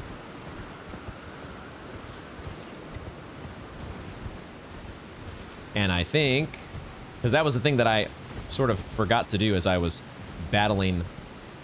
I was so focused on trying to make sure that we just got the win against that dragon that I forgot to lure it over to the treasure spot here. So let's see if we can do that this time. Wait a minute. Wait a minute. Wait a second. Is the dragon gone? Am I blind? I might be blind. I think I hear breathing, don't I? Isn't this thing... Did we actually get rid of this dragon? Or am I just not in the right spot at all? No, it's right here. Not in the right... Wasn't in the right spot. So the treasure... Okay, the treasure is right back here. And the dragon was right here. I just went too far away. I was gonna say, these things don't respawn when you kill them. I wasn't ready to accept that as the way that things were gonna work here in the Dragonbarrow. Didn't feel like it was gonna be that sort of a zone. I didn't expect them to go easy on us. Come on, buddy. Come on, buddy. You know you want to come on over. Come on over here. Boy, are you really gonna take you're really gonna take your sweet time, aren't you? You're really gonna take your sweet time. Let's keep him interested, I guess. Let's keep him interested. But man, the you know, take your time, but hurry up.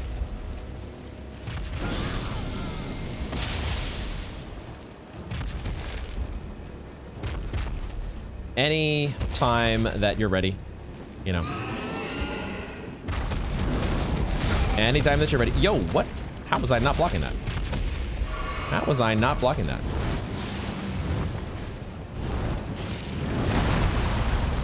Okay, I'd like to pick up the loot. Smithing's 3 Smithing Zone 5s. That's good. That's good. And now we are gonna try to get the hell out of Dodge. Loot has been acquired, and you know what? We're just gonna do the exact same thing here at the Love Pond. We're just gonna do a run through and grab some loot. We're gonna grab some gravel stone. we're gonna grab Golden Rune 5, start to refill our piggy bank. 3 slivers of meat, very, very important. And yeah, there you go. And that is gonna be how we roll through the Dragonbarrow. We are just going to ignore every single dragon that we can. Okay. Oh, that's right. I almost forgot about this path, right? We got the path down here that leads to the base of the Divine Tower. So let's deal with this business as well. Okay, okay. And we got a whole bunch of loot here. This one I'm going to take a little bit more slowly because, you know, this feels like they've done some work here to set up a real interesting trap. So let's just go right into it. Let's just play right into their hands. A rune arc, I'll take it. Somber Smithing Zone 9, are you... What? Dragon Wound Grease? And 2 Arterial Leaf. Interesting. So these guys are, they're all praying, huh? You were begging, or maybe begging for mercy.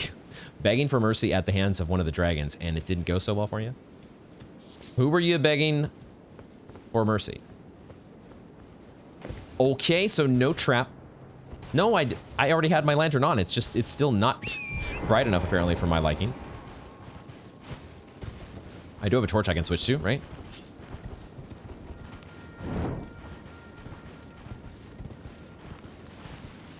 Anything else around the base of the Divine Tower? Anything else to find? I think, though, now that we're rune free, it's a perfect time to see what the gigantic scary dragon is all about. Just how scary is this guy?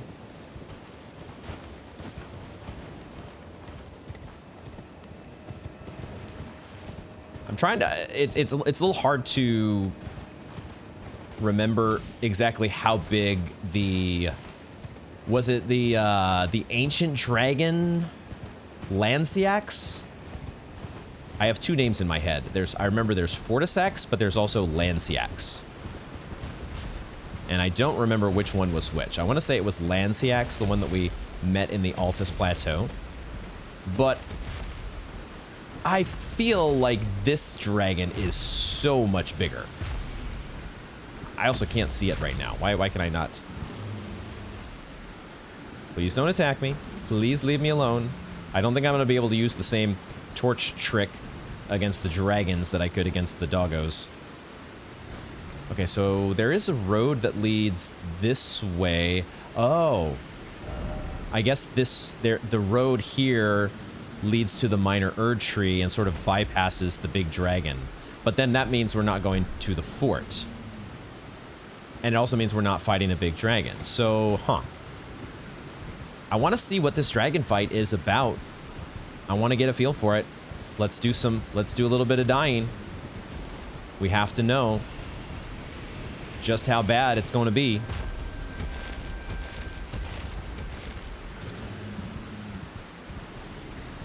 Don't be dissuaded, don't be scared by the footsteps to the left and to the right.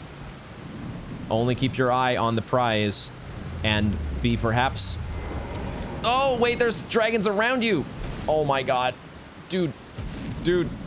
Okay, the bar that I saw that was half health was not you. It was your friend. Your friends. Your friends are all... Now we might be screwed, guys. Now we might be screwed. We might be... Oh, interesting. So I wonder, then... Oh, this is not immediately a boss fight. Okay. This is not immediately a boss fight. So we do perhaps take on each dragon. I mean, we could obviously target the big guy as well. So that, I mean, it has to be a boss fight at some point, right? The question is, how many of these other dragons do we kill first?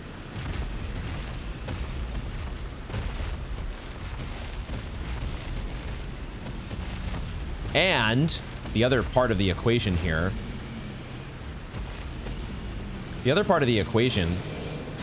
is that we have some summons that can help us if this is not a boss fight. I don't have enough mana.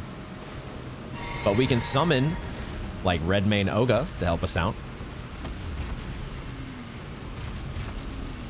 Because this thing, it kind of got up. It kind of got up, and it did some, you know, some hand waving. Not really hand waving, but, you know, getting, rousing the rest of its troops, because it still wants to stay asleep.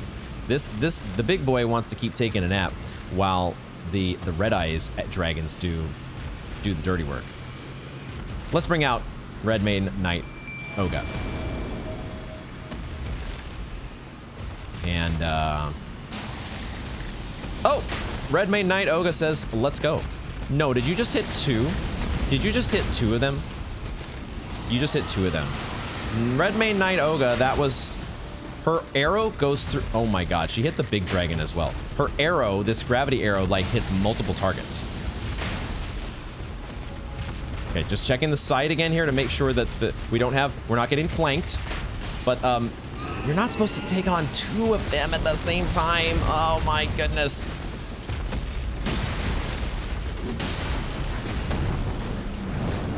It's a good thing these guys are at half health.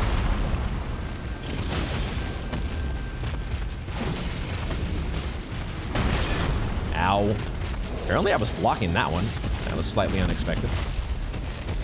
I don't love fighting you on the terrain like this. A little harder to get headshots. And maybe also a little harder to get the actual riposte. Nope, there we go. Nice, nice, nice, nice, nice. Okay, okay. Interesting. Interesting here.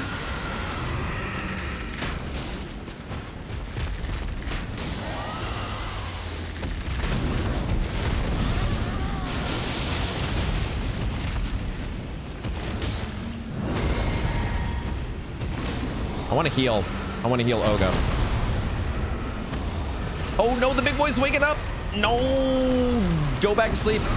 Okay, go back to sleep. Everything's fine. Pay no attention to what's going on over here. Pay no heed. Did Ogma? We lost our summon.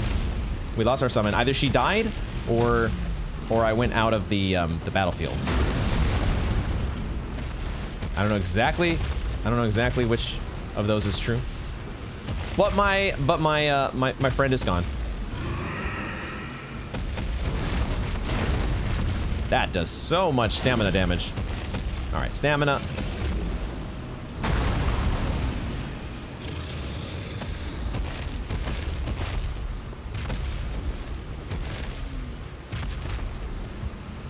At least these guys are pretty slow moving. Oh, I cannot block that apparently.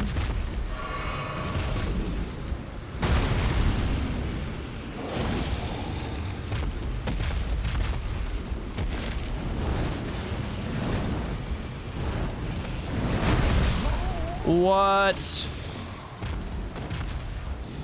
What? Apparently that hitbox exists longer than my roll did. Okay, all right. The initial fear and being scared shitless coming here into the Dragonbarrow, that initial feeling is starting to dissipate as we are getting familiar now with exactly how this all works. Turns out these dragons are tough, but not completely out of our league. I just don't know that Ogre is exactly the the person that we want to have helping us on this. It might be a good idea to have... What's her face? Lenne. Lenne I could see being a viable option, because Lenne can just post up. I don't have to worry about her, like, giving her a spot where she's just sniping from. Now, with that said, at the same time here, now because this is not a boss fight, This is not immediately a boss fight. I think what we're actually going to do is we are going to make a run for it to try to get to the fort. These guys are... We've learned that the dragons are not the fastest. So it might just be better for us to make our way. Well... I made my way into a dead end. Okay. We could go down to the left to get to a minor Erdtree. That's another option here. There's another minor Erdtree with some potential additional wondrous physic flask options. What? Oh my gosh. I have a debuff. I have a debuff. Oh my god. My attack and damage negation is being reduced. I wonder how long that lasts. That must have been an effect of the roar that the dragon gave off. Or it's because I came into range of the dragon just in general. Being within range of this big dragon just automatically does that. I have a feeling that it was an effect of that of the actual roar that the big boy gave off. Oh my god, you are... There's a side of grace. Holy moly. Alright, my initial instinct that I had way back when we rode that Spirit Spring up to the Dragonbarrow here, my initial instinct was to make a run for it and get a side of grace near a fort. That plan would have been solid in retrospect. We see now, hindsight's always 20/20, but we see now that would have been an okay plan. That might have been an okay plan. We're still debuffed, by the way. I want to rest at the side of grace in just a minute to see if that gets rid of it. Yo. There are feathers. This dragon has feathers? Excuse me?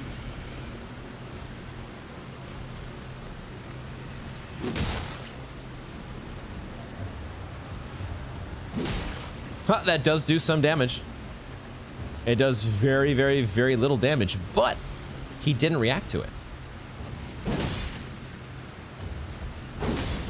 Well, you know.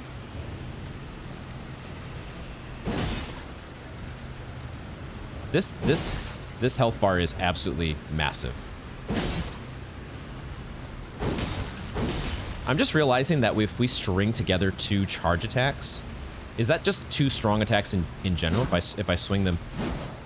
Oh, I hadn't realized that little bit there. Swing it together to putting together a combination of strong attacks. And I guess that extends to charge attacks as well.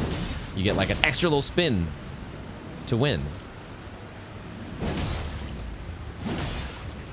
Interesting. Okay, well that health bar is not budging, so this is not the... I mean, well, I take that back. We are budging the health bar ever so slightly. Uh-oh. He finally took notice of us? Did he finally take notice of what was going on?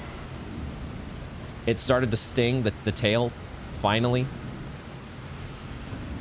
Dude is moving, I think. I'm not even sure if this... Are you stuck? Like, could you even move out of this position if you wanted to? Let's sit at the side of grace and see whether our debuff goes away.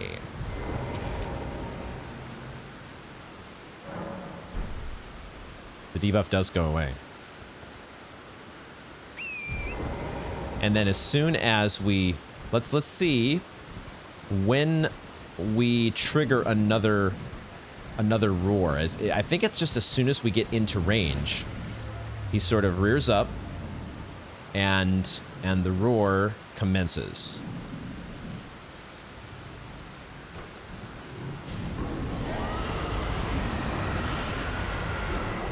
I'm looking, there it is. And now we have the status debuff. Interesting. We're gonna try one more thing here. We're just gonna do a little bit of science here. What I want to do is I want to get in range to start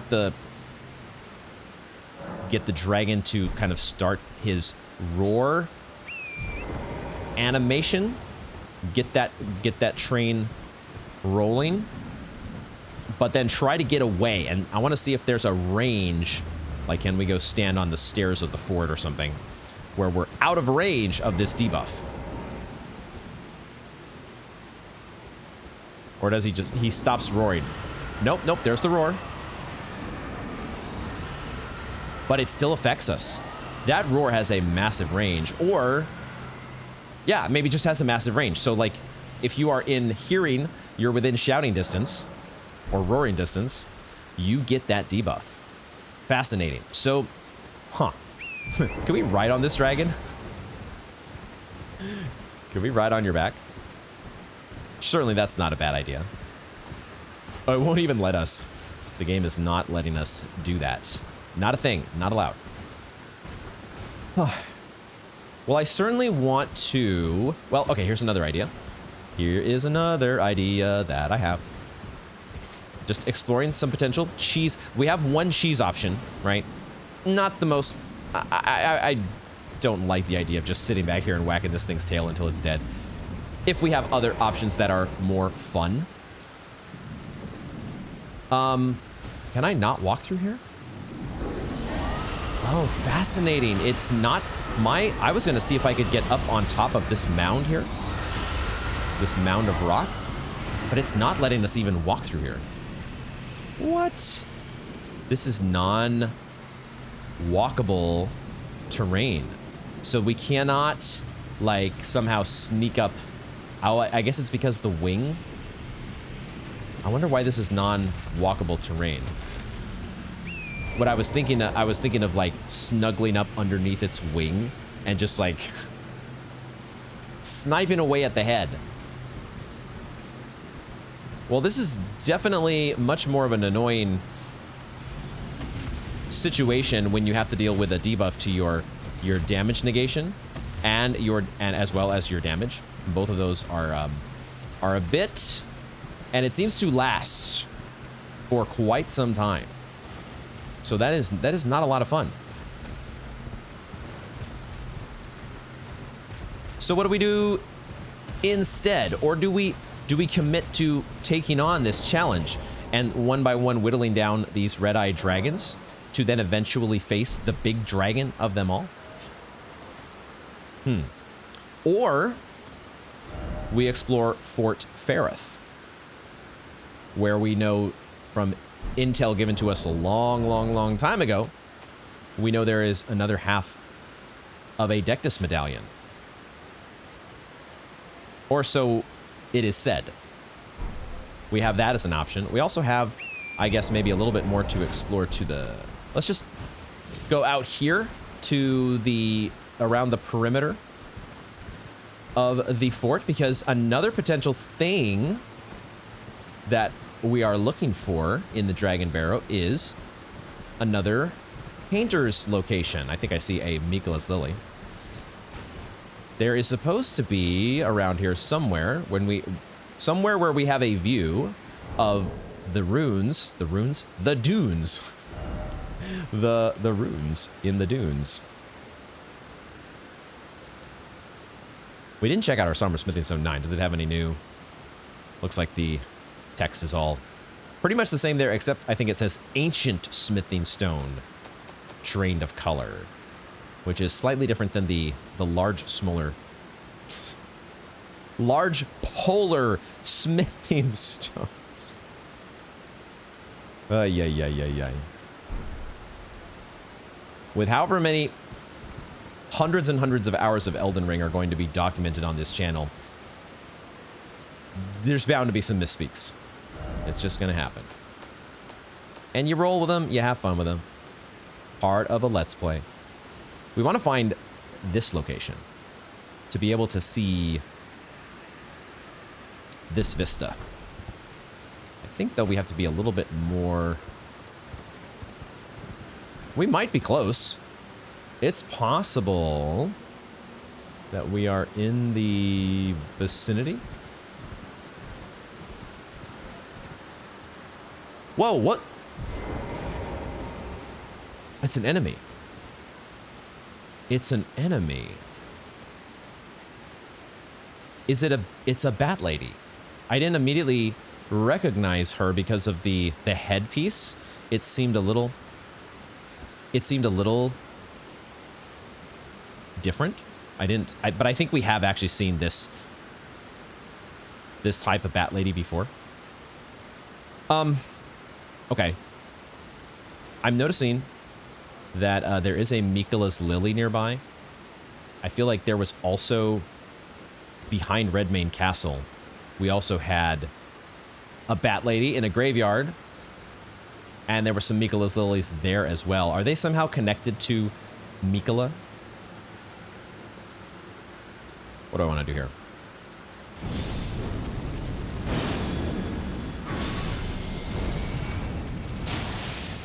You're pretty strong, but that's the Dragonbarrow. Why am I surprised? Why am I even surprised? You've got magic that you're wielding, huh?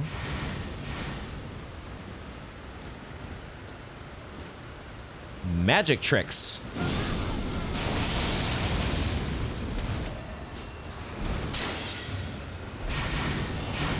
Ow.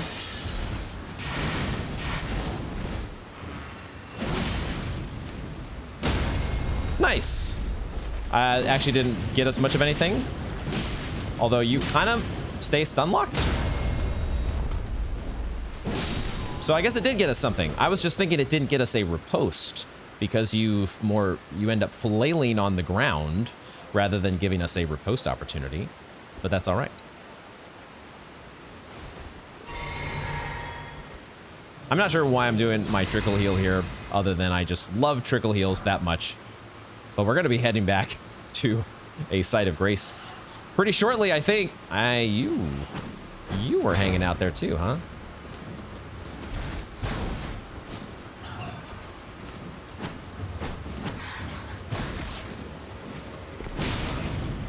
Fortunately, you have a lot less health.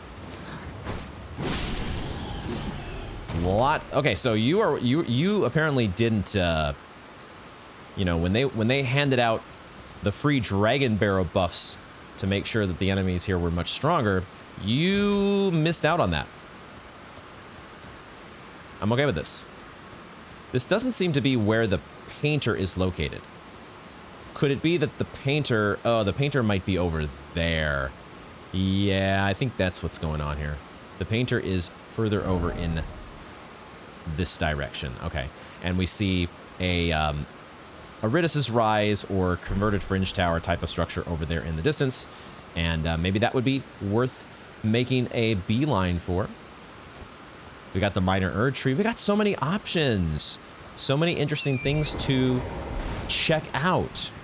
I'm having a little bit of a indecision here on what I want to do. I think for the moment I am going to... We're going to come back to dealing with the nastiness of all these red-eyed dragons. Now, let's rest at the site of grace. Rest at the site of grace, he says. I pressed triangle like 3 times there. One of them eventually has to happen, has to do the trick to get the rest at the site of grace. What I wanted to do... Oh, there are some jars up here. There are some jars up on the Minor Erd Tree. I would have thought I see a Spirit Spring. Huh. Okay, so we could get to the Minor Erd Tree from here, it looks like. That's kind of cool. What I was thinking of exploring was what is probably a massive skull, a rotted skull. But I was thinking we might be able to... Oh, maybe we can climb it. It looked like it was going to be too steep for us to climb, but never mind. We can climb it. Maybe we could use this as our sniping spot. We're too far away, I think, for Frenzied Burst to hit. I'm also too far away to target it. I can't target it. And even if I could, I don't think Frenzied Burst would reach. Okay, so we can get up here, but there's no loot or anything. It does give us a bit more visibility of the area. It might be a good time to take on a an Erdtree Avatar. We are pretty low on runes at the moment. So I could see us taking on an Erdtree Avatar. Since we kind of know the ropes, they are a familiar challenge. And even though this one is probably likely to be powered up relative to past... Actually, I want to stay on Torrent. Why did I think getting off of Torrent was the way to ride a Spirit Spring?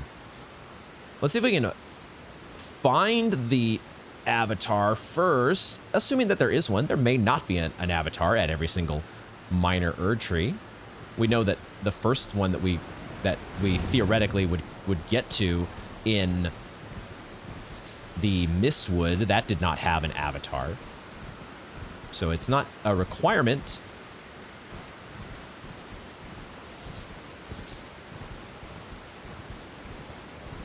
Ooh, Arterial Leaf. And bats. I don't want to fuck with those bats, though. Y'all can eat my dust. Eat my dirt. Eat my torrent dirt. Avatar. I think I see it. I saw his hammer first. I saw the familiar shape of the... Is it a hammer? Mace? Whatever big boy weapon that this guy wields. Now this guy's weapon is probably... Would be one that I would be less inclined to want to block. Yo, what?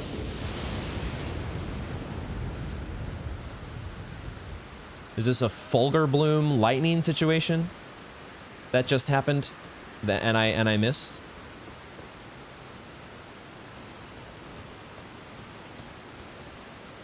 What was up with the lightning? Oh. Oh, it's up there. Okay, okay. I thought it was happening here, but I think it feels like this is one of those... We've seen a couple of these instances where Fulgur Bloom is surrounded by lightning. It would not surprise me if we've got some of that up on the plateau here. Okay, that's a cool backdrop to have against our fight with another minor Erdtree here. We are full on flasks because we just rested. No, you're not. Don't look at us. Don't look at me. All right, fine. Why am I stuck on the jar here? Hold on. Give me a second to prepare. I wasn't immediately ready for your business or for you to be interested in me just yet. Putrid Avatar. It's a Putrid Avatar, guys. It's a Putrid Avatar. Now this one I will go for the second hit. No, where was my roll? Where was my... He says for the 656th time. There's a Steak America, apparently. I'll take the steak. Totally unintentional rhyme. 73. Yeah, there was supposed to be a roll there. That's all I'm gonna say.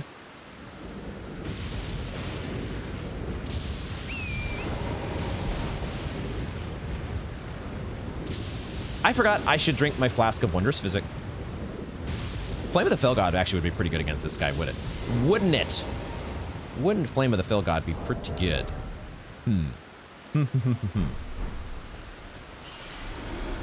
Flame of the Fell God could be pretty decent.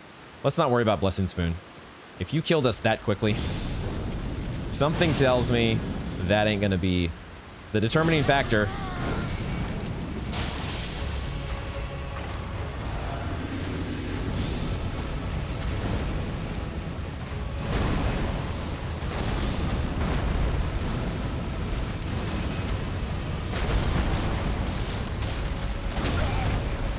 God damn it.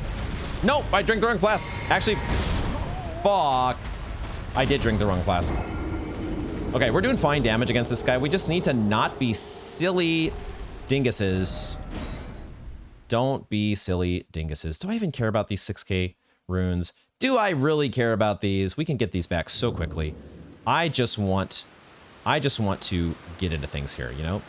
Let's just get into it. Don't even worry about getting 6K runes back. Just just fucking get in there and flame a Fell God this bitch. That is a really cool backdrop with the lightning. Oh my god. Why must you be this way?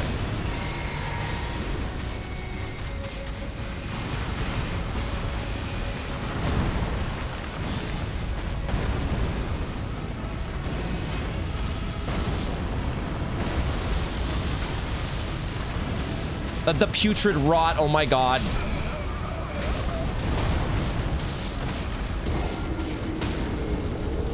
We got a stance break on him after we died. Because Flame of the Fell God is pretty sweet. Alright, rip 6k runes.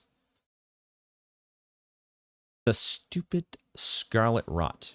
Is it? I wonder if it's like the gargoyles. Where he does the butt slam on the ground. And then that just, that triggers the Scarlet Rot all in front of him. Could we run behind? Could we run behind and get ourselves...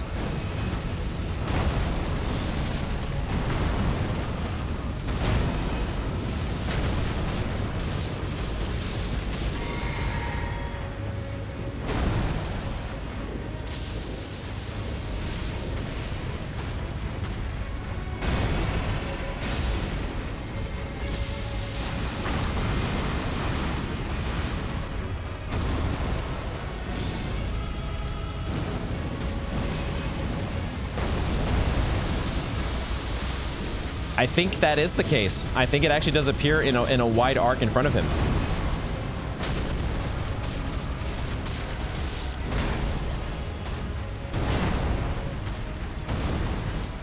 Get our stamina back.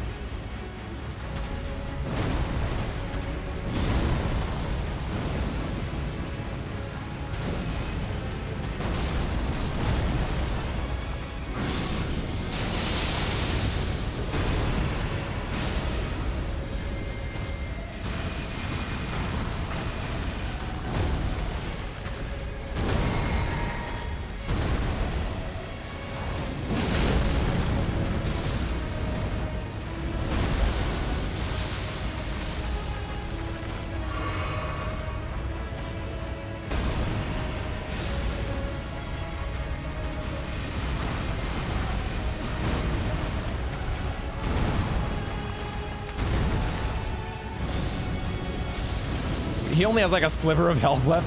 I didn't realize how little health he had, but I just wanted to get the killing blow with Flame of the Fell God.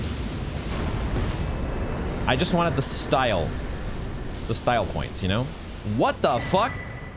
What the Bro, how in the world does an Erdtree, excuse me, a Putrid Avatar, how in the, this thing had 120k runes. Hello? Okay, we got an Opaline hard tier as well, and a Stone Barb crack tier. I love the artwork on that tier. Let's check out these new options, shall we? Another Putrid Avatar bites the dust. But hey, the gargoyles taught us a lesson. We were so flummoxed by that Scarlet Rot attack the first time, but that's something to think about now when we have these area of effect attacks. There's a chance that they are only affecting things in a certain cone of effect in front of the enemy. Something to be very conscious of. Stone Barb crack tier makes attacks more likely to break enemy stances in a mixed physic. Huh. Effect lasts only for a short time. Does that mean that it lasts shorter than the other tiers? I love this effect, though, of like this meteor falling to the earth. Stone Barb crack tier. And then the Opaline hard tier. The resulting concoction temporarily boosts all forms of damage negation. Does that include physical damage negation? I had a feeling it was going to be damage negation related, because we did have we did have another Opaline tier that was about negating one massive hit of damage. So now we need to do a little bit of science and test this out. I am liking switching back to a Great Shield, by the way. Well, switching back to a shield in general, but doing it with a Great Shield, which has much more stability. It really makes me want to shoot for the higher level Great Shields, because that also simultaneously buffs our weapon. By leveling up strength, we're boosting our scale sword. Strength is a good option for us. It also opens up more weapon options. I can see the allure of strength builds, right?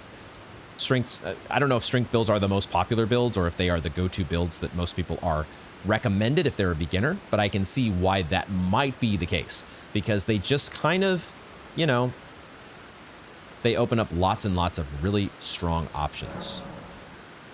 So let's do that. That was a nice chunk of runes. Very, very nice. So, oh, the Opaline. We wanted to test out our mixed physic. This is something I wish I could test more easily. But we can, you know, we could do this against the dragons and see exactly how many jump attacks it takes to take down, open up. Now that we know we can break the stance of the dragons, I guess you can kind of break anything's stance, can't you? All damage negation.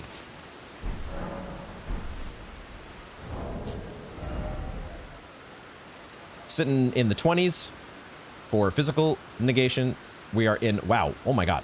Why is our lightning damage so low? What the hell? We have no lightning damage negation. Maybe not the best if we are heading up a hill that has a whole bunch of lightning falling on the ground. What's up with that? We need to look into that situation, I guess. I mean, Radahn's gear has pretty good lightning reduction. I put on this vulgar militia gauntlets. I did that because my torch was a little bit heavier. I want to think about exactly how this build can be optimized a little bit more now that we are running with great shields. And also, let me just review once again. We do need to make it up to 30 strength, which we're actually only 1 point away with our Scar Seal before we can go with the Manor Tower Shield. So that's cool. Flask of Wondrous Physic. Let me look one more time at these numbers. Okay.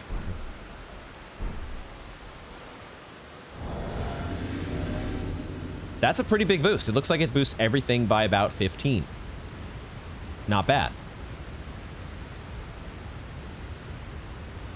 Also, at the same time, is it worth one of the very valuable 2 slots in your Wondrous Physic? Maybe. I wonder if I might even just leave that in there. And yeah, maybe we'll just try this out and see. The only thing is it doesn't allow us, you know, if we're not rolling with if we don't have our Faith not crystal tier in there, that means there's no using our Flame of the Fell God, which is fun.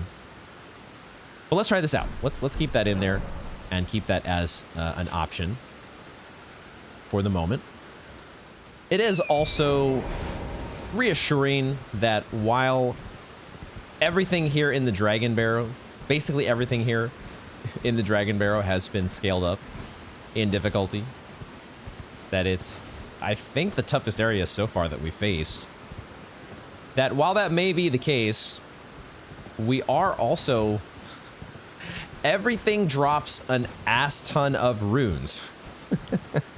So I'll take that. If that's part of the deal, I guess we can live with the upswing in difficulty. But you know what? We also love the fact that we have a +6 scale sword, and now we can, you know, at some point power that shit up to +9. It's really funny that we did jump to +9, and it does make me wonder, like, wait a second, are we supposed to be here in the Dragonbarrow? Maybe we're not supposed to be here in the Dragonbarrow after all. But I think for the rest of the time that we have in this episode, we will remain in the Dragonbarrow, and we will not try. We're not going to try to pick any fights per se with really tough enemies. So we're not going to go to that Ever Jail that we saw before. We're not gonna try to take on a bunch of red-eye dragons, and we're also not going to make our way into a fort.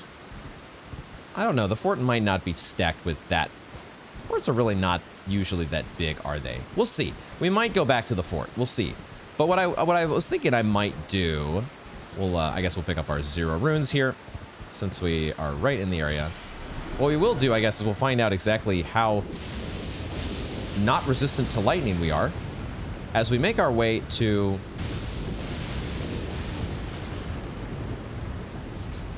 We'll pick up these Fulgur Bloom. We did not get hit by lightning before. When we were... When we were in Limgrave way back when, I may have gotten incredibly lucky. I may have gotten so lucky that I don't even realize.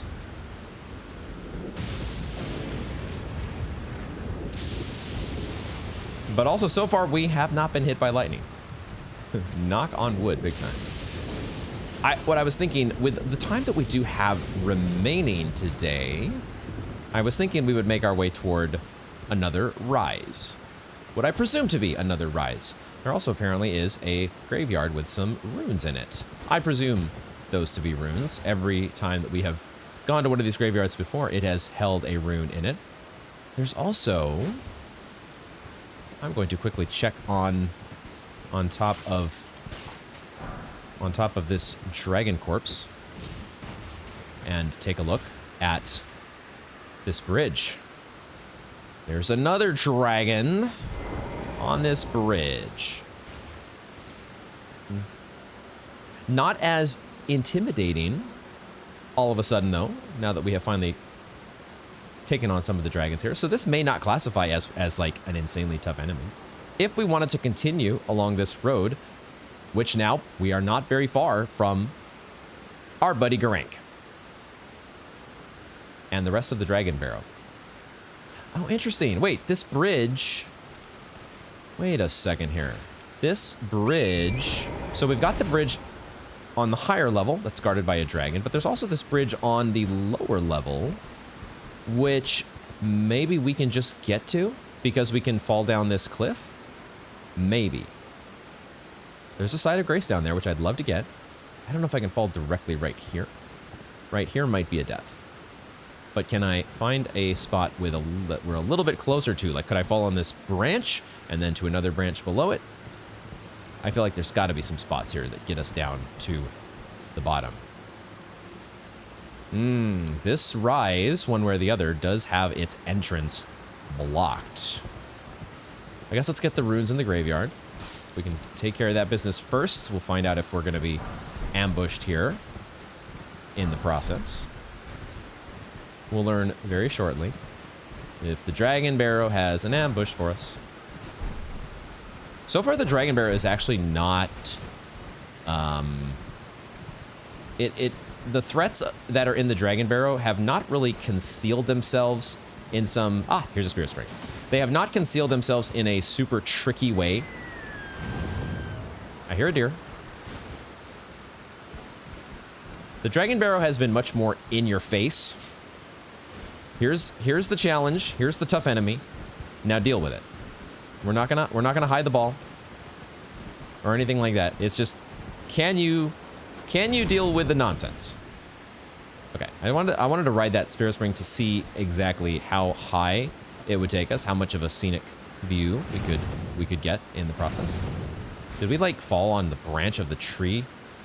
Is that what interrupted our descent? Side of Grace, gimme. So we can get across on the lower bridge as well. This one is not guarded by a dragon, it looks like. And we'll rest at Lenne's Rise or Lenne's Rise. I feel like Lenne's Rise is more fun to say. Ooh. Oh. Wait a second. Wait a second. Our little imp statue has been busted. Somebody broke the statue. What happened? Now, the pattern, if we are indeed with these rises, the puzzle solving portion of Elden Ring, it's not a puzzle game, but these little brief forays into puzzle solving that we have come into contact with before have been the ones where you have had an imp statue. Those rises before, if I remember correctly, they all had seek 3 wise beasts, did they not? So is that the gag here? Are we searching for 3 wise beasts? But we don't really know that because the imp statue is broken. We only know it because of past encounters. Maybe. Or it's something completely different. Why don't we try to go inside and see what the message is? Maybe the message will have a clue.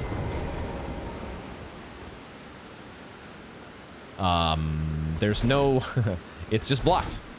There's no interaction that you get. So... So if there are 3 wise beasts to find, are these invisible beasts?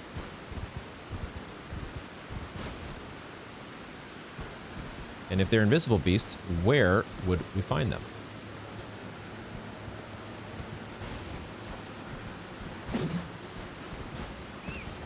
This is another reason that I wanted to come here with the little time that we have left, is that there's a good chance that there was going to be some sort of a puzzle that stumped us. And I know from experience that solving puzzles like this, pretty much any puzzle, often involves fresh brain, and you at least have to spend some time pondering the puzzle and maybe, perhaps most importantly, recording some of your footage while trying to solve the puzzle and then watching it back later, because that's how you get ideas. I'm not supposed to kill the deer, am I?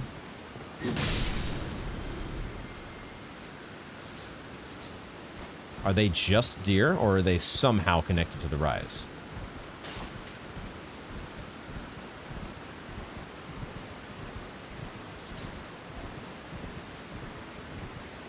The 3 wise beasts would not be deer, would they? And they wouldn't be birds, would they?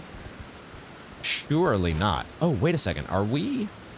Oh, we might have passed up the painter's location. That's something else we should be looking for. It might not be here next to the rise. It might be up by that, maybe up by the graveyard where we just looted all the runes. Is there another deer around here? Trying to target? Aha. There is another deer.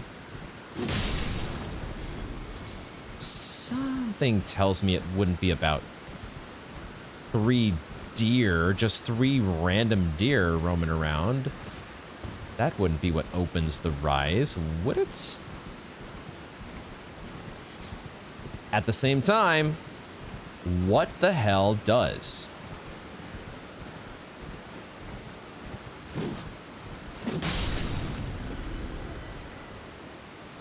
Nope.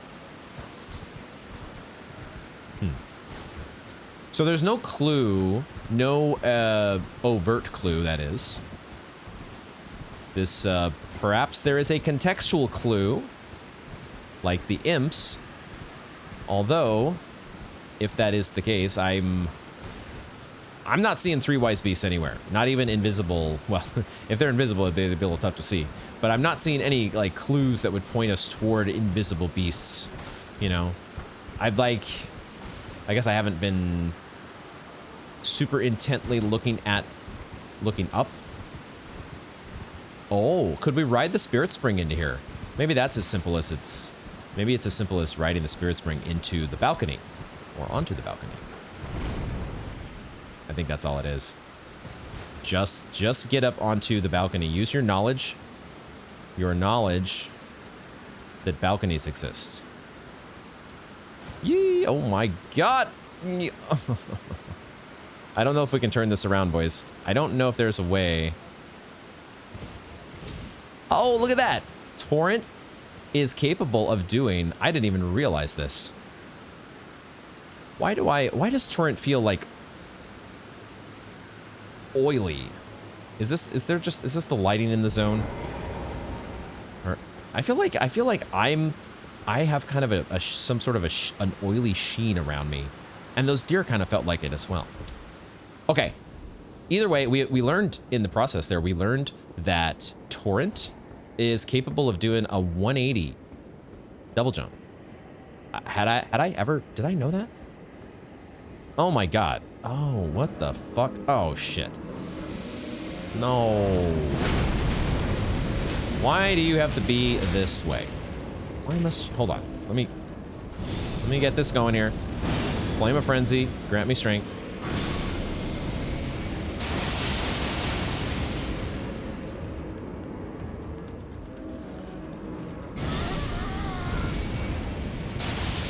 Oi! Go back to the Flame of Frenzy, please.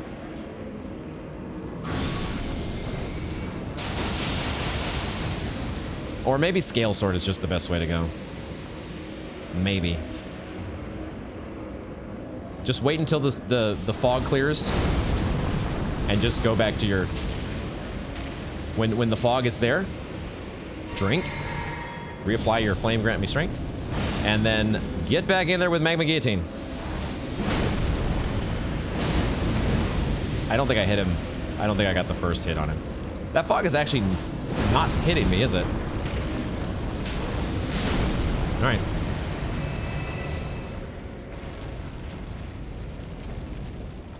Interesting.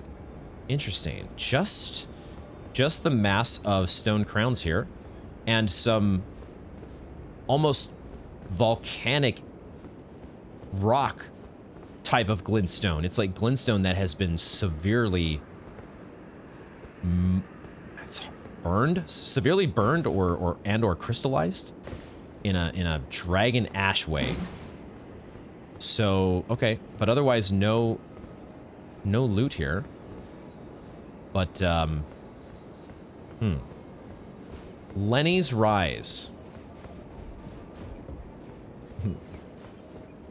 Probably saying that wrong, but whoever was here, whoever's rise this is, was up to some weird shit. Not the weirdest shit we've ever seen. We've seen plenty of weird shit in Elden Ring, but this has its place. Feels like we're getting another memory slot that it doesn't seem like there would be anything too crazy here. Feels like just another memory slot that we're picking up at a rise. Memory stone. That's what I meant to say. Another memory stone. We'll take it. We you know, we are getting a lot of spells, and I did fill up my memory slots most recently, so it's not an urgent priority anymore like it once was, but we love having all the memory slots, so that's good. It's not bad. And hey, we solved a puzzle. Turned out I was on the road of overthinking to start, as I almost always am. But we managed to not overthink it completely the entire time. You just gotta zoom out. You gotta take a step back sometimes. Not think things through too deeply. Let's go and see if we can find that artist, the painter's location, which I think should be up here somewhere.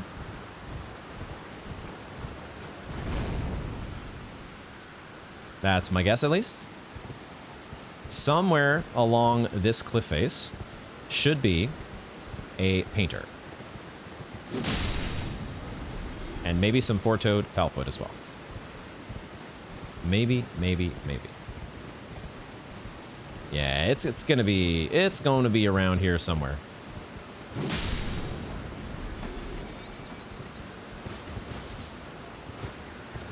Four-toed Foulfoot. I was just getting a little nervous there because I was like, let's not fall off a cliff.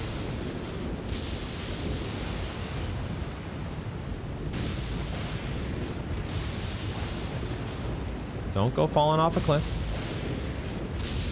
Was this the spot? Was this the painter spot right here? Are we on the right track?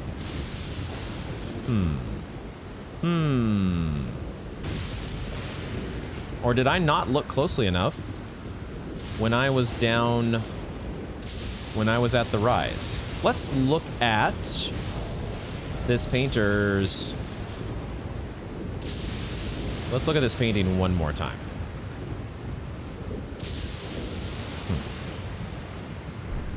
Maybe, let's go back to the rise. Maybe I didn't. We would have seen this, wouldn't we?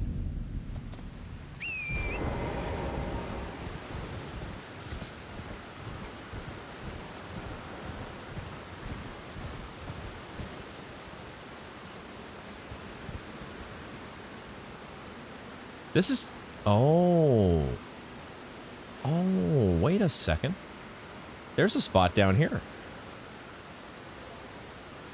There is a spot down there, which maybe we need to fall to from the minor Erdtree.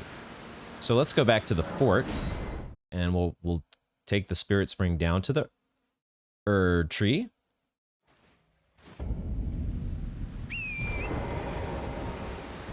And then maybe there's like a Spirit Spring that takes us down to that ledge. Or we have to do some parkour. Are we back to doing parkour? We still have basically 0 runes. So if we have to do some parkour, I'm okay wrapping up the episode with some parkour. Not my favorite, but I'll take that over potentially tussling with another Godskin Apostle or something similar. Okay, wait a second. How the hell do we get down there? Is there... There's no...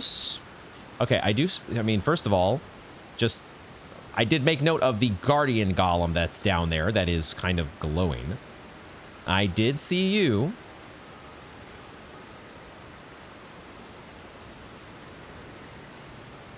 But I was momentarily putting you out of mind because I was like, how? I'm thinking, how do I get down here? How is this? Are we gonna need to somehow descend from? There's maybe going to be some sort of tunnel in a fort that takes us down here. Because these falls are all death, aren't they? Falling to that... Oh, is it this branch here? Oh, maybe this branch. This could be a silly science death, but it may be the branch that we need to fall to in order to progress. Oh, okay. What? No. Dude. Okay, I should have done that on Torrent, I guess. It was both. Turns out it was both a silly science death combined with the way down. So let's do that right, shall we? Let's do that right. We might not have even needed our soft cotton. I was thinking about putting on my cat ring, but it's okay. We have plenty of soft cotton. We can use that. Might not even need it. I think we should use Torrent, though. Having Torrent's double jumping ability is probably going to be better than... Like, my thought process with falling down without Torrent is what? What was my thought process there? Why did I think that was going to be an advantage? I think it's because I've never gotten completely comfortable with turning on torrent. Like when we're, you know, when we're riding and we get to like a ledge and we stop and then turning around, like, you know, if you're trying to make a 180, torrent kind of takes a step forward and then turns around. Although it sort of depends. Like right there. Yeah. Maybe if I do it slowly. Huh. Maybe that's my problem is I've been jerking the control stick, the joystick, and I just need to be a little more, use a little more of a soft touch. Use a gentle touch. Aha. Maybe that's the lesson that I have needed to learn this whole time. I think we're supposed to drop from this side. Drop from this side. And also we have a double jump, right? This is the other reason to use torrent, is that when you actually fall off, you can do this. Oi. Is this really what we're supposed to be doing? Is this a real thing? Is this real life?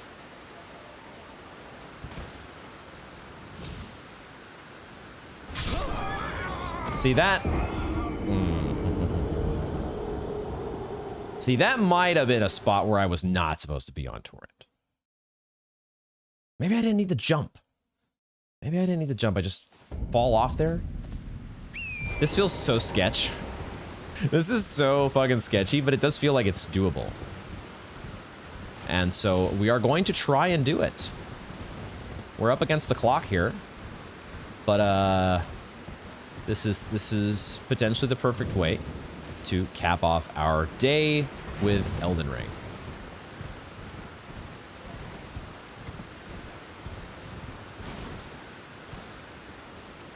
Oh no, and of course my runes, my precious 6K runes are down there now. So is it better for me to just go from this side? Okay. Now, okay.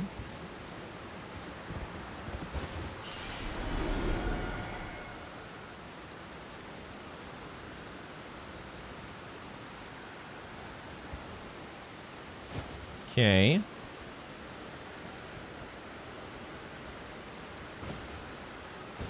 Okay.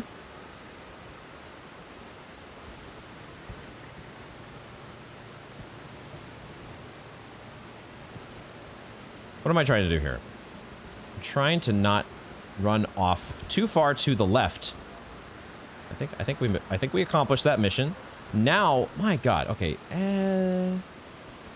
What's the next step here? The next step, I think, is directly in front of me.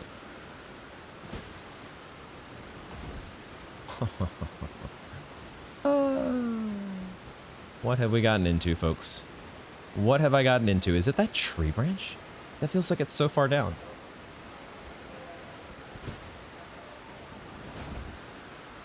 Huh.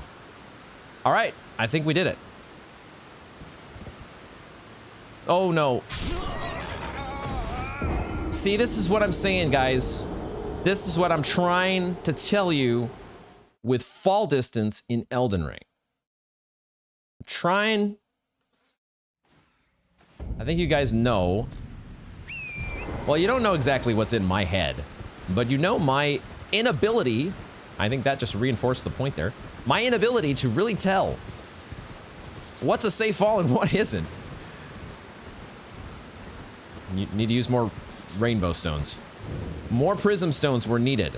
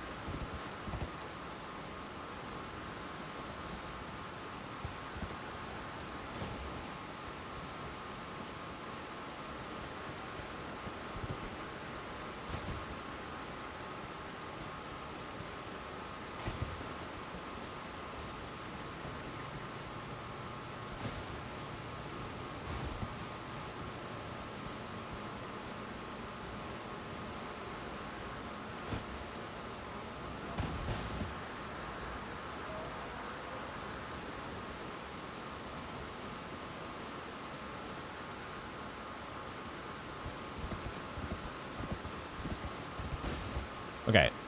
We're not like immediately, we're not slipping off. So this is fine. But I do want to find a way to turn around. We can't go straight to the ground from here. We've learned that lesson. But where do we go?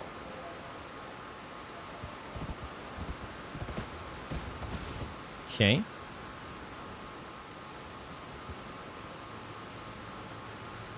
Somehow got our runes back.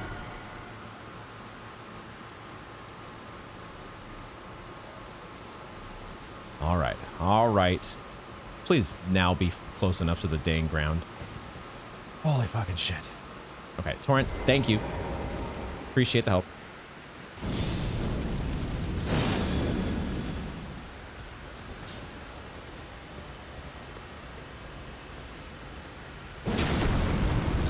Okay, you're pretty strong. Pretty strong. But we can get a stance break. Oh, you do magic. Oh my god. Oh my god.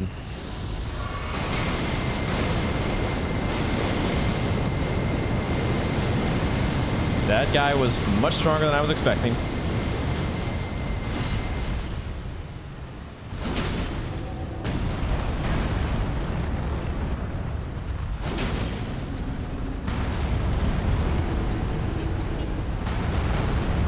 Magic boy over here.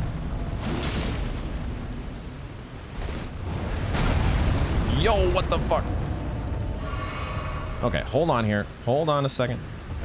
Let's, just give me a moment here.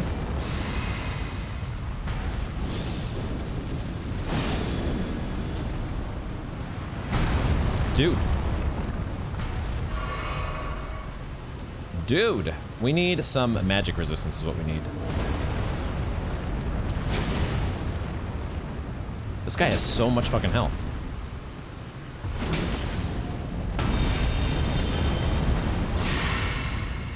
Okay, we stand behind here. Hopefully that blocks all of this nonsense. Okay, good, good, good, good, good.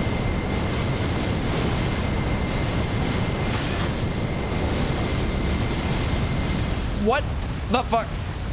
Holy shit. Jesus Christ.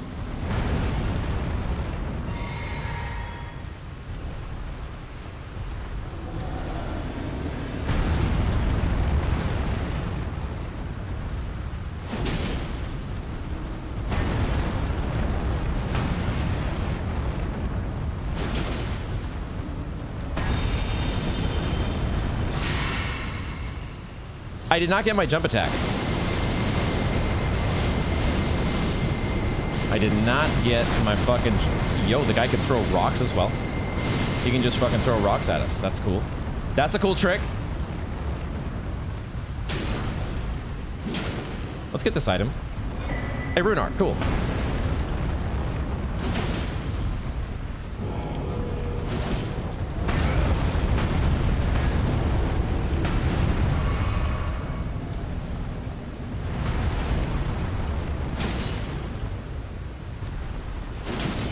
Dude, has such a sturdy stance.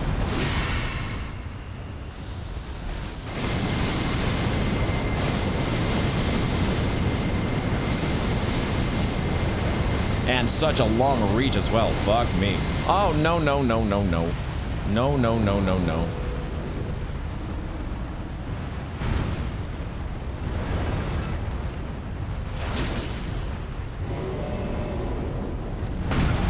Shit.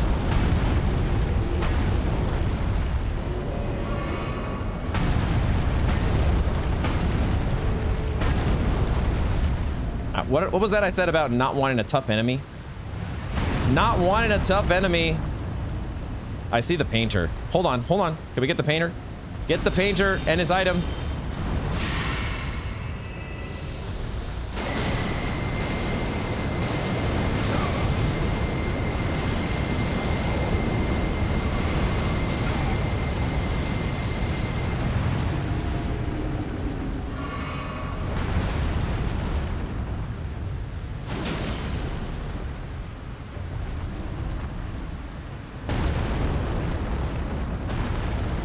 He's so close to the edge now. It's a little awkward trying to go for him. And I can't time my rolls for shit.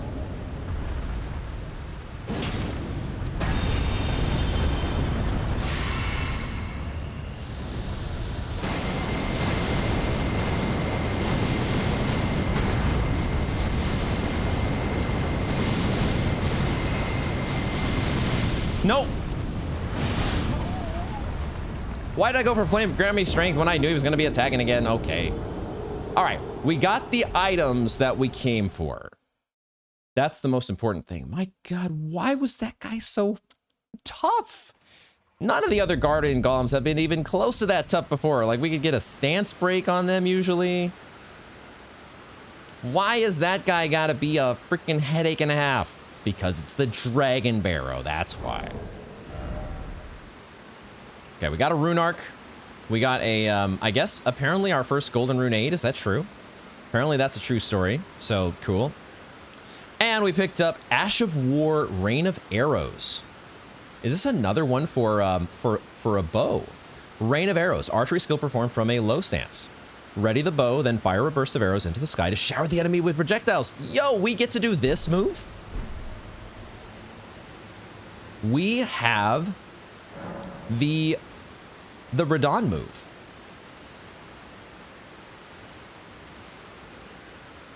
Am I having some trouble here processing what I'm supposed to be? Yo, Rain of Arrows. It costs 20 FP. It is not cheap. Now I gotta find my bow somewhere in here that we haven't used in how long? How long has it been?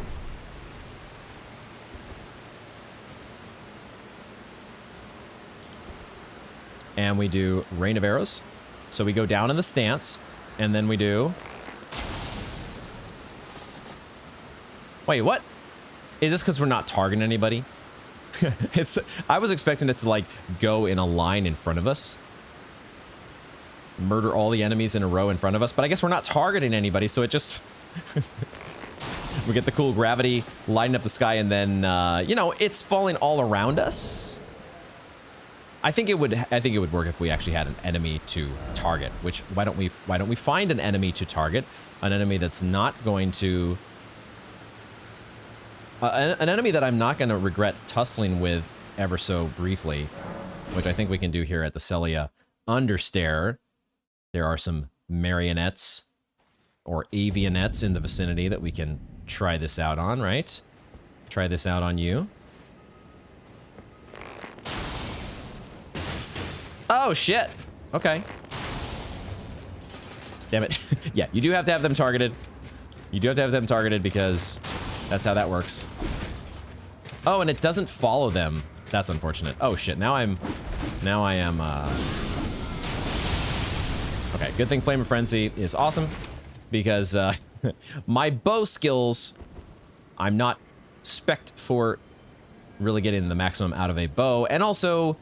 It feels like, you know, with all the arrows, it does like shower down a whole bunch of arrows.